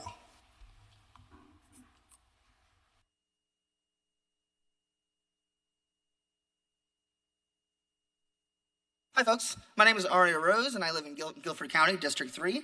I'm here today to speak in favor of the county manager's proposed budget. From my view, decreasing the tax rate while still allowing for Guilford County to increase its revenue is the most ideal option the county could take during this difficult time. It protects the people of Guilford County from the worst of the sudden rise in property taxes while still allowing the county to be adequately funded, which is crucial for everyone who lives here. Let's be honest, many people in Guilford County are struggling right now. Prices are rising and we are facing historic economic instability. But that instability is exactly why we need to ensure the county has the revenue it needs to function. In truth, we rely on the revenue our property taxes generate every single day.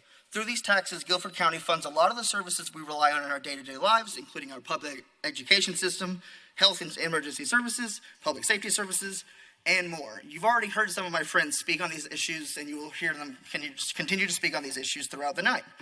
These services are essential to everyone in Guilford County, and particularly the folks who are struggling to pay their bills, to put food on their table, and to simply make it through the day. I also want to address the idea floated here tonight that you should set the tax rate to a revenue neutral level and then raise it to fund the county as needed. This path is not ideal, nor is it sustainable, and it is guaranteed to leave the most financially vulnerable in Guilford County behind. It is with all of this in mind that I commend the Board of Commissioners for choosing the middle ground option. I also want to thank the board for taking steps to provide tax relief to families and individuals who are on a fixed income. Thank you for your time. Yeah. Speaker number 25.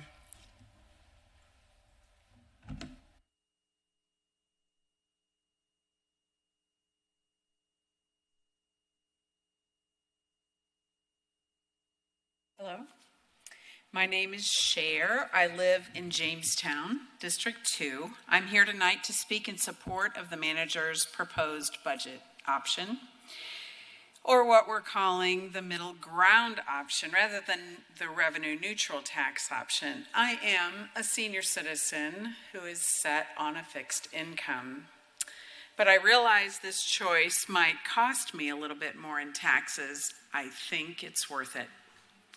Guilford County must be able to continue to provide essential services to all people, and it takes tax dollars to do that. There are many parts of this budget that I can support, including public schools. I have 3 grandchildren in Guilford County schools and a daughter who teaches. But tonight I want to speak in support of continuing to provide mental health programs for our residents. The mental health crisis is well documented, and I have experienced a mental health emergency in my own family. My family and I are grateful for the Guilford County Behavioral Health Center. This center provides urgent mental health support, substance use support, and other services for people who are in crisis and for those who have nowhere else to turn. The counselors evaluate, assess the safety concerns, and find help for people like my family member.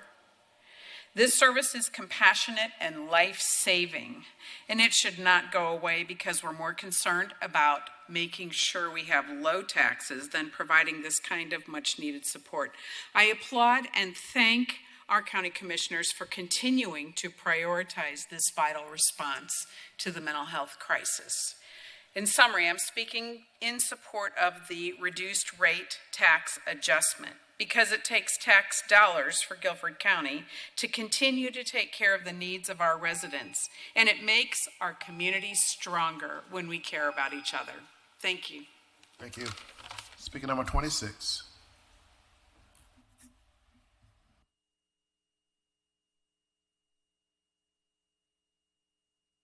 Hello, Commissioners. My name is Kathy Harris, and I'm a property owner in District 3.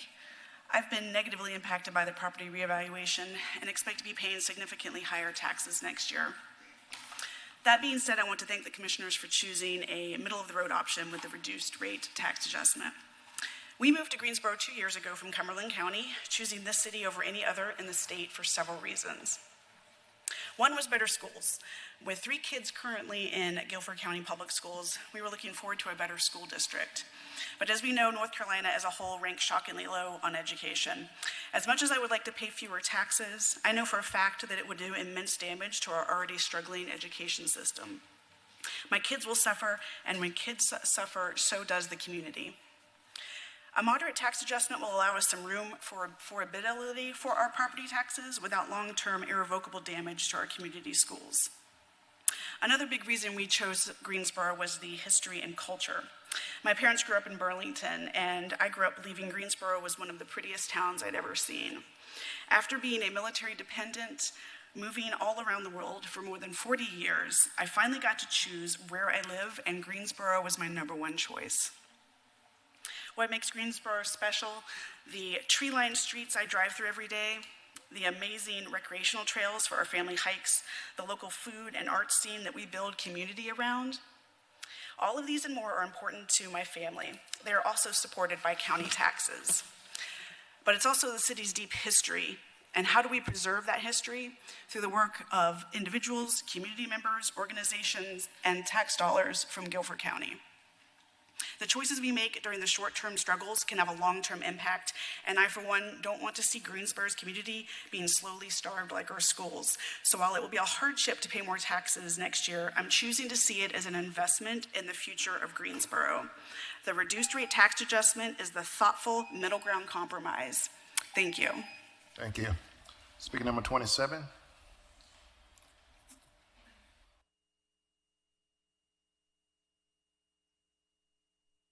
Good evening. My name is Evelyn Smith. I live in District 7, and I've been a Greensboro homeowner for 37 years. And I'm here to ask you to raise my taxes a moderate amount. When I saw that the assessed value of our home had more than doubled, like many people, I was stunned. But then I realized I do not want a revenue-neutral tax rate because I want to live in a county that's thriving, not one that's hanging on for dear life. So I started to think about it. I thought, what if aliens landed in Guilford County? What would they see?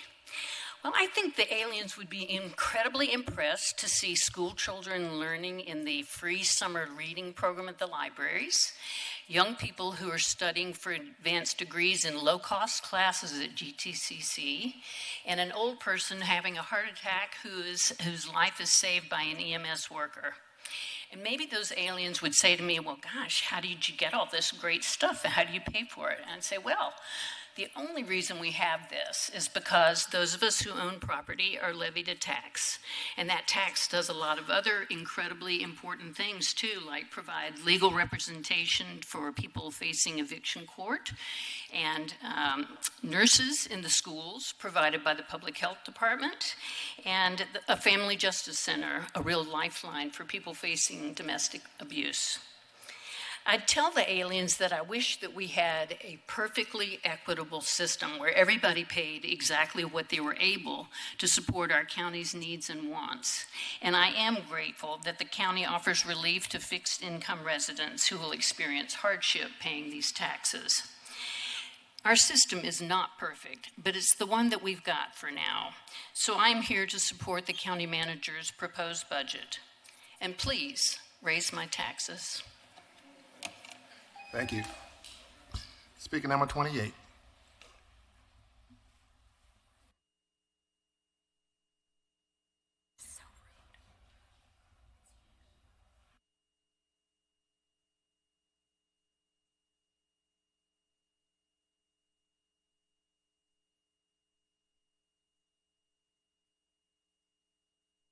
Hello.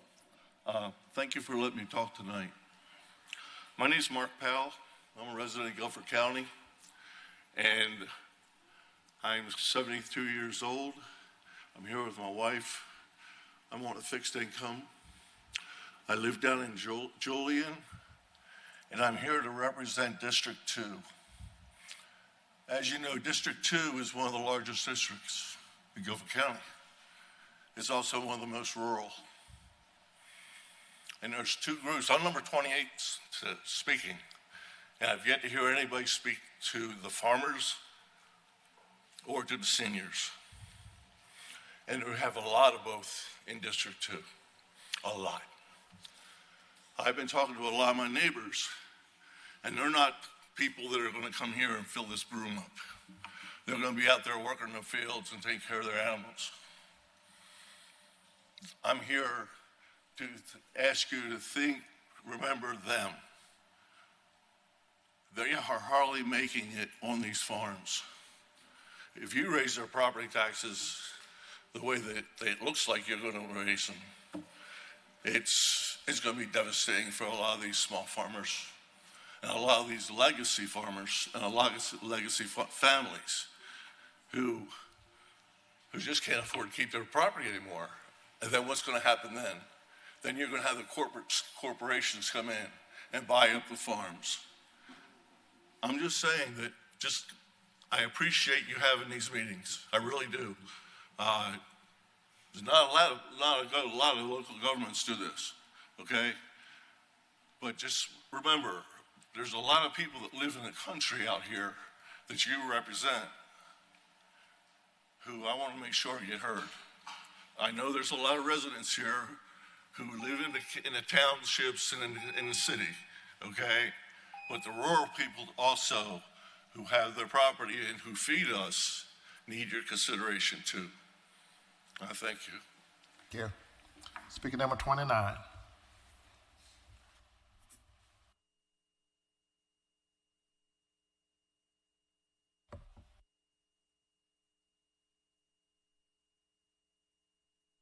My name is Kathy Wheeler, and I've been a homeowner in Guilford County, District 5 for 31 years.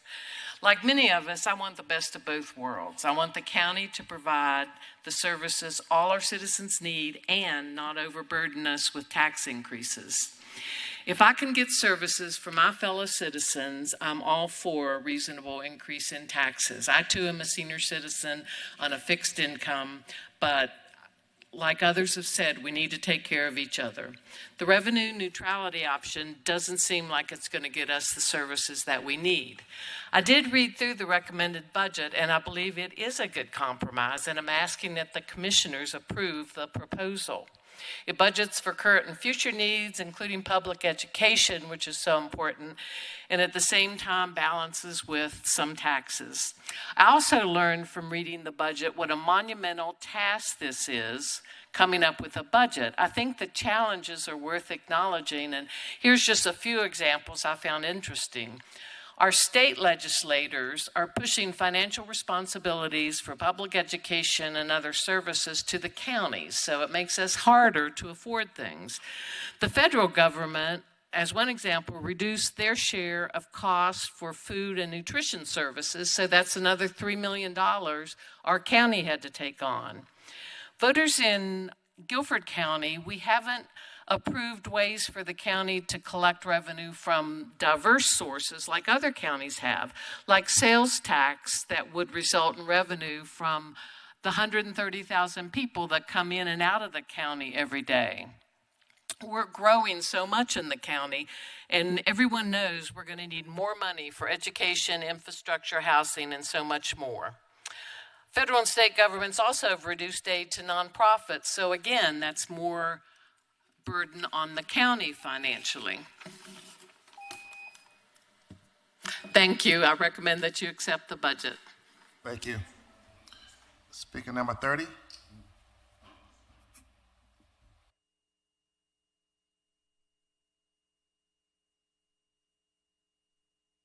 Good evening, commissioners. Thank you again I want to say thank you again for meeting with us in April after hearing about our advocacy for the team project. It was really great to sit down with city staff and city managers with the team from legal aid to really kind of get into the weeds of how we could potentially make a right to counsel possible. I think it was also helpful to have the county in there as we were hearing for some of these attorneys who have now been in there for 4 days a week about what this program is actually giving back to community. A really impactful case we heard was from a lady who was living in a negligent home. She was fighting her landlord, but he retaliated, tried to take her to court for $10,000. At the same time, this lady was terminally ill. And she was very determined to fight for her dignity in that case. And because she was able to connect with an attorney with legal aid, she was able to do that while she was healing and going through medical. That attorney was able to show up in her stead. And it took several months before the case was finally resolved. But that lady was able to get her dignity seen. I'm shaking because it's unfortunate. She moved out of the old place, got a new house for her family and everything. She even got a settlement from the whole case. And as she had come to sign for the settlement, she was on the way to the hospital. And on the way to the hospital, she had passed away. So this is what this program is all about. It's trying to give people in their toughest positions their dignity back when they are being wrongfully taken advantage of. This lady had been advocating for a bottom unit, and because she was on the second floor, that was exasperating her health issues. So again, this is why programs like this are so important. This is why we're asking for the commissioners to vote for the county manager's recommended tax decrease to 61.9% and that $860,000 for the team project. Thank you. Thank you. Speaker number 31.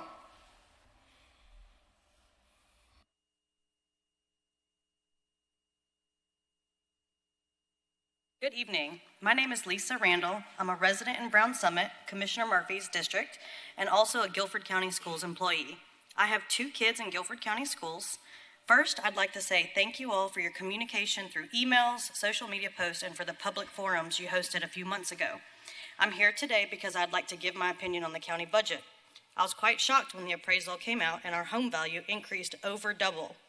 I'm here to share that I am for the manager's proposed budget so that we can have a financially responsible budget and spend the money on things that we need. For me personally, I'm here to talk about our public schools.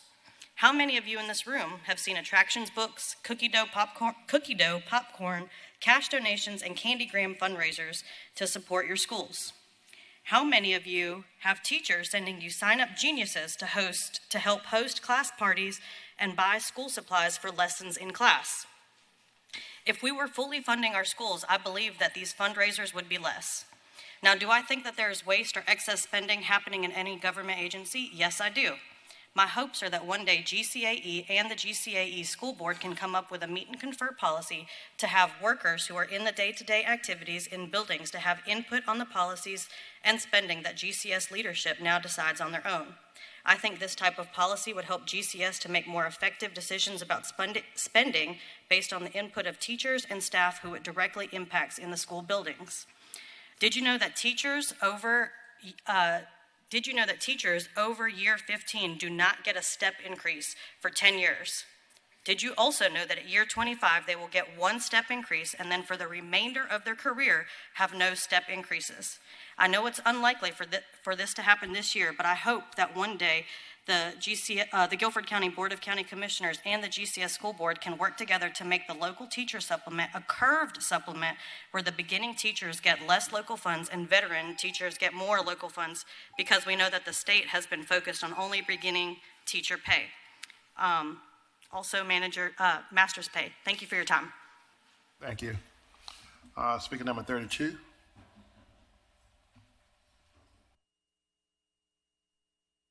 Good evening, Commissioners. My name is Louis Thibodeau. I reside in High Point. Staff, fellow citizens, it is exactly 3 months ago, right here, myself and many others stated how your proposed budget would cause undue harm to us, many of us on fixed income. Chairman Alston, you stated on March 5th how you're one of us. I must say, yes, you'll have to pay those taxes too, to what you vote for. But those of us on fixed income, disabled, retired, we're in a rowboat. We're not on the big boat. We're on fixed income. Yes, you have a budget to decide on. So we are not asking you, we are asking you not to forget us. We pay our taxes, we paid them all our lives, and now we're burdened. I would like to go to revenue equal of last year so that we'll have time to think of what we can do better. And a lot of folks talk tonight about the schools. Nobody mentioned all the money that was lost, millions that we used to get from the state that we don't get anymore. Why is that? Why did that happen? What are we going to do to receiving a lot less to help fund our state budget? Now is not the time to spend. As Mr. Branson said here 3 months ago, and he said it well, just as been said earlier tonight, let's put some things on the sideline or hold off. This is still our country, and I ask that God be with you as you make your decisions. Thank you. Thank you. Speaker number 33.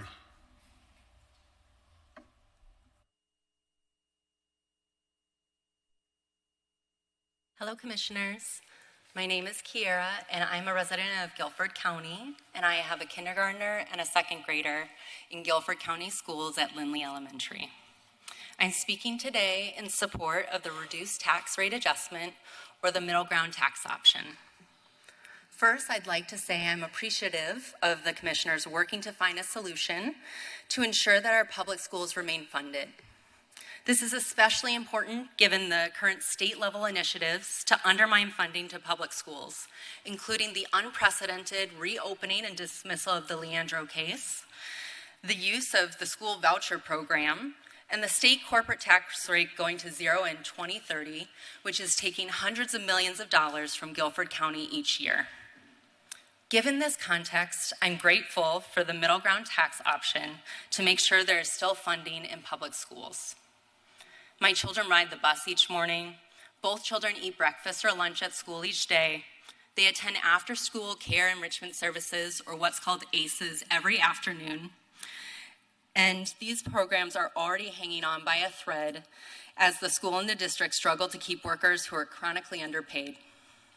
Because of the middle ground tax option, I am thankful that my children will continue to have safe busing to get to school, that they will be fed, that they will be supported in their learning, and that they will be cared for while I am working full-time. These investments in our children will support their health and well-being immediately, as well as down the road. Children in our public schools today are going on to be our future caregivers, teachers, doctors, nurses, and leaders. So Commissioners, please support the middle ground tax option to keep county funding for public schools on behalf of my children and the 68,000 other children in Guilford County. Thank you. Thank you. Speaker number 34. Good evening. My name is Melissa Zacharias. I live in High Point, District 2, and I support the county manager's reduced rate or middle ground option. Just as we can't afford to pay drastically more in taxes, we can't afford the reduction in services that would result from the revenue neutral option. The middle option would allow us to keep programs funded by the county that my neighbors and I depend on.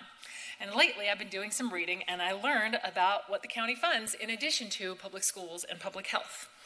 County funding supports 2 of our fire department units, as well as EMS and ambulance, plus all fire inspections outside of Greensboro and High Point. And we don't want our rural communities to be more at risk in an emergency. The middle option funds safety. The county also funds the TEAMS program, which provides mediation and legal assistance in disputes between tenants and landlords. This program has prevented hundreds of evictions, which might otherwise lead to homelessness, something that is a growing problem where I live in High Point. It is so much cheaper and easier on people to prevent homelessness from occurring in the first place. The county-funded TEAMS program is doing actual, real good, and it would be a shame to lose it.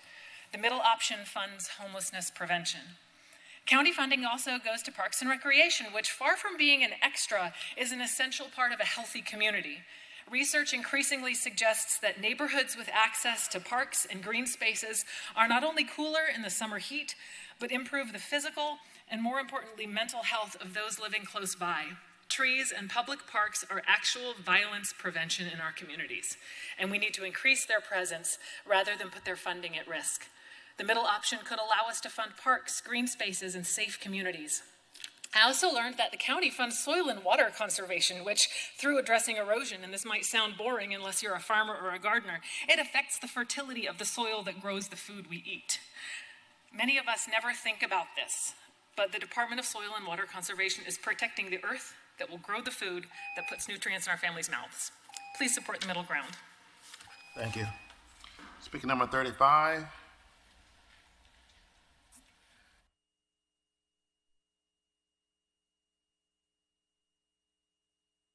Good evening. My name is Samantha Patino Hawkins, and I live on Bellevue Street in downtown Greensboro. You and I face a very similar dilemma in our jobs. I'm a teacher, and when I tell people that, you get the, oh, I could never do that, sympathetic responses, things like that. Now, when I tell them I'm a math teacher, usually I get, oh, wow, you must be really smart.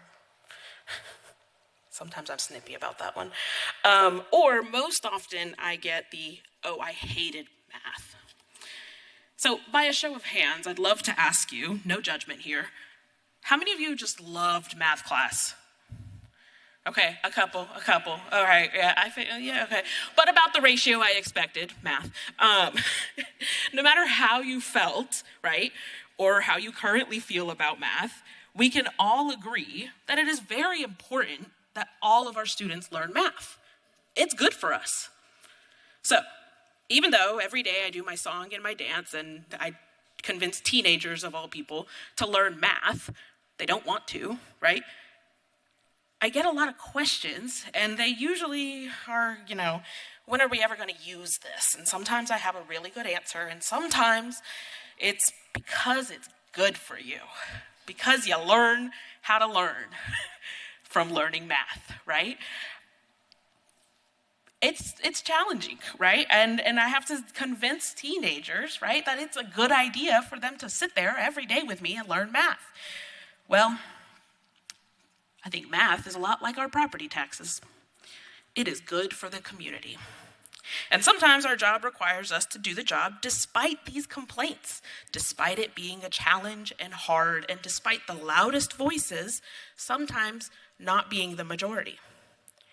So, I ask you, I implore you to be bold and be brave, stand in the gap between kids and corporations. Thank you. Thank you. Speaker number 36.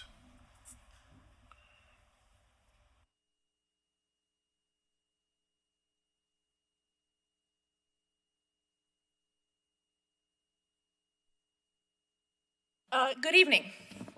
My name is Tessa Penley, and I am a homeowner and public school worker here in Guilford County for more than a decade. And I'm actually just want to speak a little bit in general in favor of local taxes. I want to pay taxes that fund schools here, not bomb schools over there. I want to pay taxes that educate children here, not deport them over there. I want to pay taxes that care for and build community here, not level it over there. I want to pay taxes that make it so that my coworkers don't have to choose between food and gas. I want to pay taxes that make it so that my coworkers can afford one job. I want to pay taxes that support kids, not coddle corporations.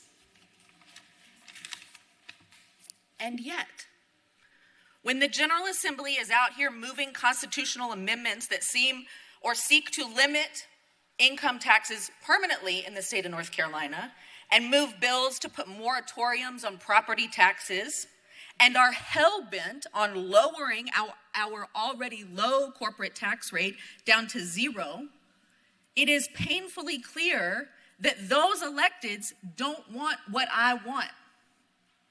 They are for corporations. They are not for communities. Stand with communities. Thank you. Speaker number 37.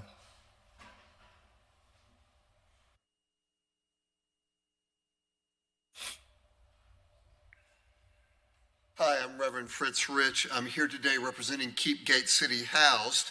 And the first thing I'd like to say to you commissioners is thank you for funding the Tenant Eviction Advocacy Mediation Program for the last 5 years. This year, 850 households who were facing eviction received positive outcomes because you made legal aid support available to them when they most needed it. Now, we're here today to ask you to continue to support the team clinic in this year's budget, and not only that, to make that ongoing support permanent. The most direct cause of homelessness is eviction. Eviction not only puts people out of housing, but it also limits their ability to find housing in the future. Ongoing commitment to the team program ensures that more families in rental situations, all its citizens, and due to the reevaluation, I feel qualified to speak on this issue. While no one really wants to pay more, myself included, anyone who remotely cares about children, their education, and their future is willing to pay an extra $40 a month for property taxes to prioritize what is best for students. The reality you, the funding body, have previously shared is there is no more money. You have other crucial programs and services you must fund, so you can't increase funds to our Guilford County schools. The solution, taxes, is the way to do it. Okay? Let's be very clear. If you go revenue neutral, it will hurt teachers, staff, and students. The increase the Board of Education is requesting is necessary to keep the system afloat.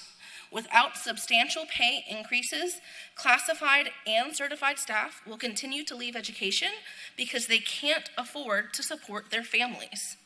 This will result in unfilled positions in schools, students going an entire year with a sub as their teacher,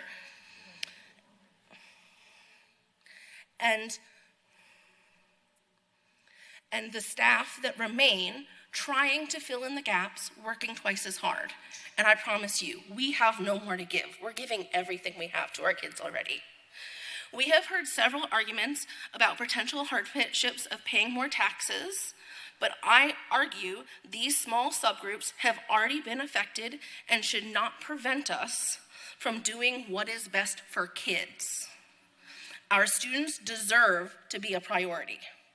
I know budgets are tight and no one wants to pay more. Yet I urge you to ask yourself, are you willing to sacrifice our students' future? Choose kids, adopt the not revenue neutral proposal. Thank you. Thank you. Speaker number 39.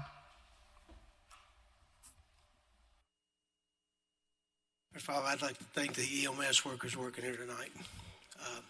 Anyway, a little incident there, but anyway, I appreciate their service. And like I say, speaking of their services, like I say, I actually took a ride with them when we talk about funding the EMS service. They actually do, when you do take the ride, they actually send you a bill. And so they ain't totally funded by the county. They send you a pretty nice bill to tune about $1,300, and I happily paid mine when I did take that ride several months ago. So anyway, but also, I think that a lot of people in this room, they showed up at the wrong meeting. Although the county commissioners fund the schools, they need to be having this conversation with their school board that is not spending their dollars, because you guys give the school a lot of money. If you looked at the budget, if you looked at the chart Toy put out at one of the meetings, the biggest part, larger part of this budget for the county goes to the schools already. So you folks that's worried about the school budget, you need to be at that meeting talking to your school board. That's where your problem is. It's not at this meeting where you're getting funding. And I'd like to also speak to the folks that talk about legal aid. The number one reason that the folks that they're wanting legal aid for is at court for being evicted is not paying their rent. Why do they not pay their rent? A lot of them probably can't afford their rent. And what I'm here to tell you, and I told you earlier, if you raise their rent, you're going to need to fund that legal aid a whole hell of a lot more, because there's going to be a whole lot more people that needs that legal aid, because the court system will be swarming with people that can't afford to pay their rent. And someone talked about math. I actually love math. And, people lie, but numbers never lie, right? And if you look at the numbers that the budget had, and the numbers, everybody understands the school and the county has to be funded. We get it. But you can't put all the burden on the taxpayers, whether it's renters or homeowners. We got to do a controlled budget. Thank you. Have a good night. Thank you. Speaker number 40.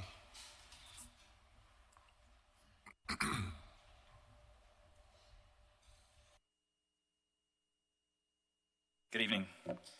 My name is Jose Sandoval. I am a parent, a homeowner, a resident of Guilford County, District 5, and a proud graduate of our North Carolina public school system.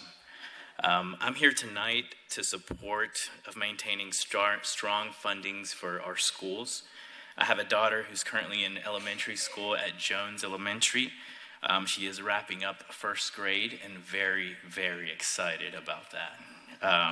Don't know what's up with second grade, but apparently it's a different deal. And we also have a 4-year-old who hopefully will be starting kindergarten in 2027. And they both have really enjoyed, and I say both because he follows us when we go drop her off and pick her up at Jones, and they've enjoyed Jones. Unfortunately, our kindergarten teacher had to move away last year to take a higher paying job out of the state. This is a trend that I would not like to see happen here in Guilford County. As a business professional, I see every day that strong schools are the foundation of strong economic growth. Families choose where to live based on school quality. Businesses choose where to invest based on our workforce potential. When we invest in education, we invest in the future economic strength of Guilford County. I get it. I understand these budget decisions are difficult, but these challenges do not lessen the importance of our schools. On the contrary, they increase it. The proposed investment in Guilford County schools are not luxuries. They are essential investments that directly impact students and families. I believe there's a difference between spending money and investing it. This is truly an investment in our future. Thank you. Yeah. Speaker number 41.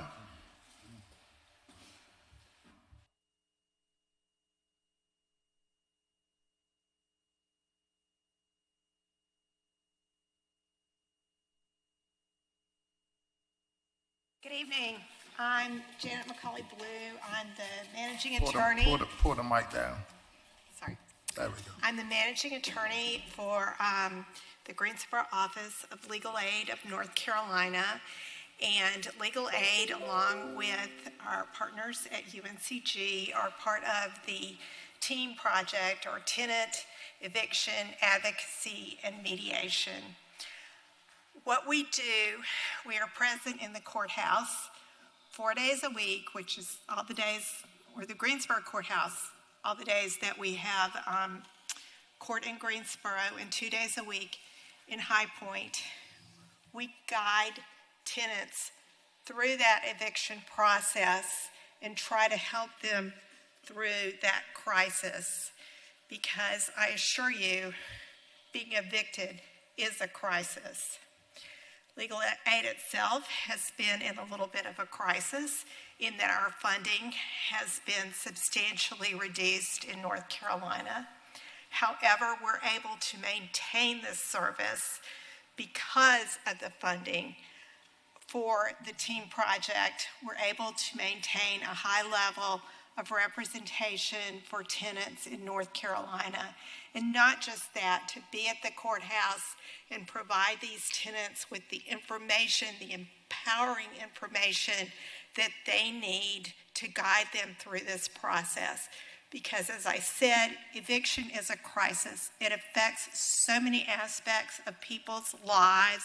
There have been studies showing an increase in the rate of suicide, the fact that people's incomes go down for at least 2 years following an eviction, and the effects on people's children as well, that there are educational effects, there are effects across the board.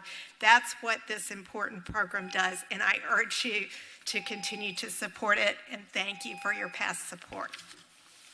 Thank you. Speaker number 42.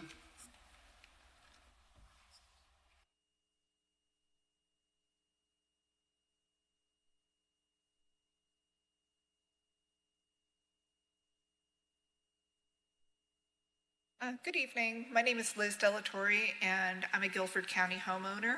I just want to say my children are grown and out of school. I don't have any grandchildren in the school system yet, but I want to say that I don't mind a modest tax increase that will result in more funding for our public schools. Public schools are so important, and it's not too long ago that I remember teachers constantly asking parents for supplies, constant school fundraisers, and problems in the schools that were caused by just not enough funding, not enough staff, high class sizes where the students weren't able to have their needs met. I don't want that for all these parents in the room and all the other parents in Guilford County. It seems like our federal and state governments are not stepping up to fund public schools the way they need to, so we're just going to have to do it ourselves. So I'm asking you to please pass the budget that funds the public schools the way they need to be funded. Thank you. Number 43.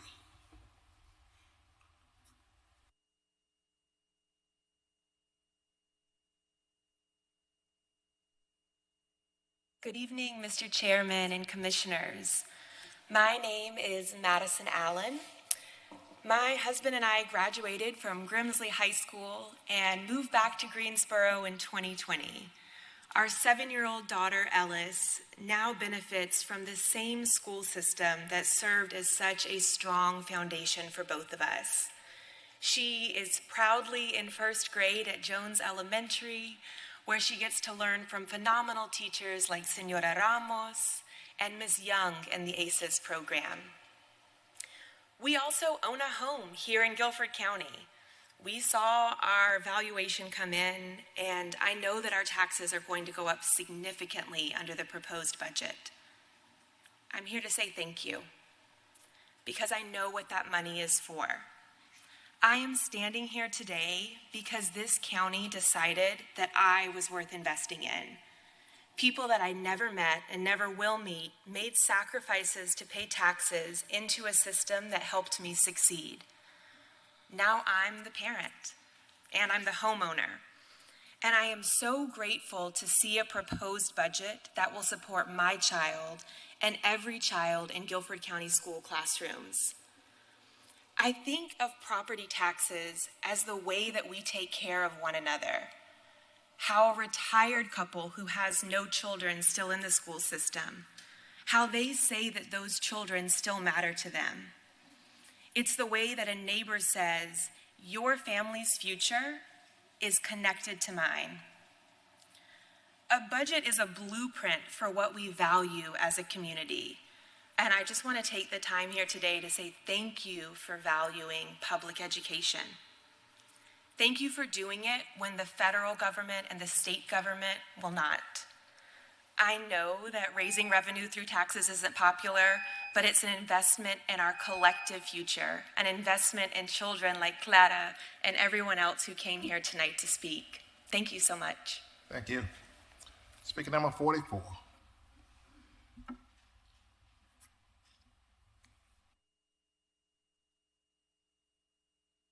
Good evening, Commissioners. My name is John Evans. I am the supervising attorney for the housing unit of legal aid here in Greensboro, and I wanted to be here to express our thanks for your support in our team's project. The funding that you're able to give us helps us to succeed in our mission to keep our neighbors housed and to make sure that we hold those accountable to providing them with safe housing. In this last year, because of your funding, we've been able to double our presence in the Greensboro Courthouse and to achieve successful outcomes for 850 households. The tables in the courtrooms that we staff are staffed by 10 highly competent, intelligent, and dedicated attorneys and 3 amazing paralegals and a whole army of local volunteers. And we also wish to thank those who have supported us in our mission. Our clients don't wake up and decide not to pay their rent. Most of them are already going through crisis. And these folks that work at the Teams Project are able to meet them where they're at and provide them with, by plugging them into services, by by negotiating with their landlords, and by vindicating their rights in the courtroom through aggressive, free, high-quality litigation services. And I'm proud of the work that my team does. I thank you again for your support so that we can continue our mission. And I'm hopeful that you approve the funding that is allocated and continue to support us in the future. Thank you so much. Thank you.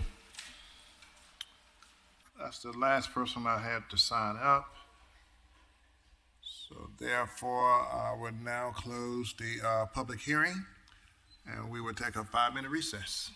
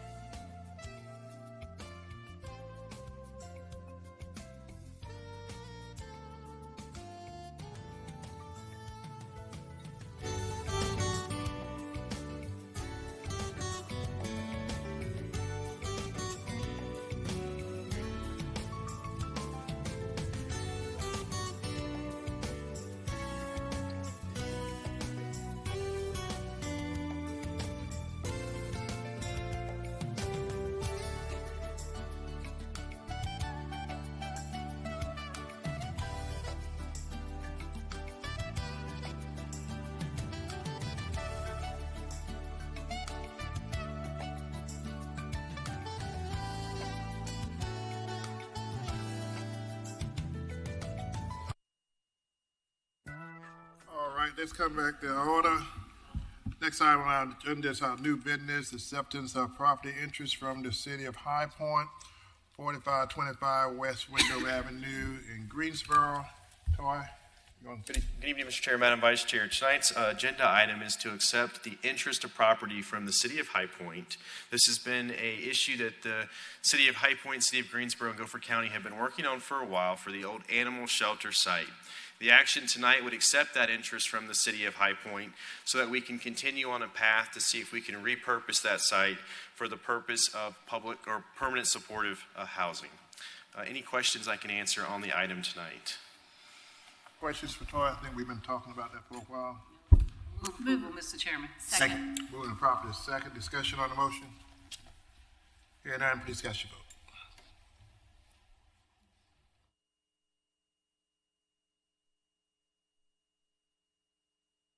That passes on a unanimous vote. Thank you, Toy. Next item, we have a recusal. Before we do that, go ahead, Madam Vice. Commissioners, before we consider this item, which is new business item B, the Ready for School, Ready for Life doula program contract for $30,250, we need to take a recusal vote. Pursuant to Session Law 2021-191, specifically Section 14-234-.3, which prohibits public officials who also serve as directors, officers, or governing board members for nonprofits from participating in making or administering any contracts with these nonprofits. When a governing board considers a contract with a nonprofit, including any award of money, board members involved with that nonprofit must recuse themselves from any deliberation and record their recusal with the clerk. This recusal process meets the governing board's members' duty to vote and recusal procedure requirements.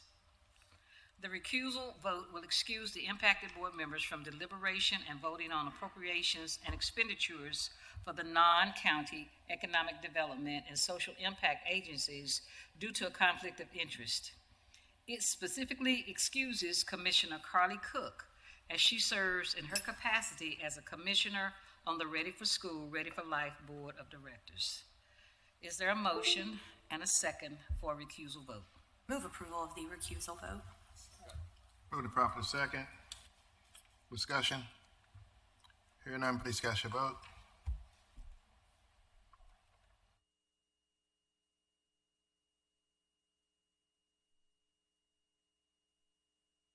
Mrs. Cook has a recusal. No, all members can vote on this motion, on that motion. Yeah. But she votes on the recusal. Vote on recusal. On the recusal. That's right. She won't vote on the action.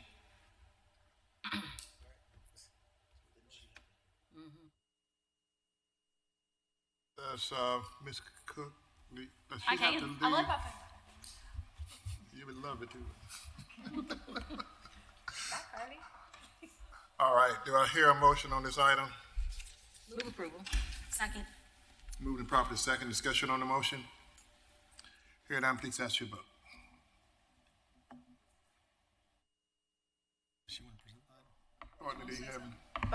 This agenda item supports our community doula services. It serves about 60 individuals per year, in this fiscal year, and the individuals referred are from our home visiting and community navigation programs. Questions for Ms. McFadden? All right, thank you, Ms. McFadden. Thank you. All right, please cast your vote. And we'll mark Mrs. Cook as recused. Ask her to. That passes on a unanimous vote. Next item is on appointments and reappointments to various boards and commissions. First one is Commission on Aging. Appoint Laura L. Regan to first term. Fire District Commission Alamance. Appoint Emmett F. Forbes to first term. Guilford County Behavioral Health Oversight Board. Reappoint Jody Lorenzo to second term. The MHDDSA Director Designee position. Reappoint Anthony Ward to second term in the LME MCO Director Designee position. And Guilford County Board of Adjustments appoint Nicole Goodman to first term in alternate position.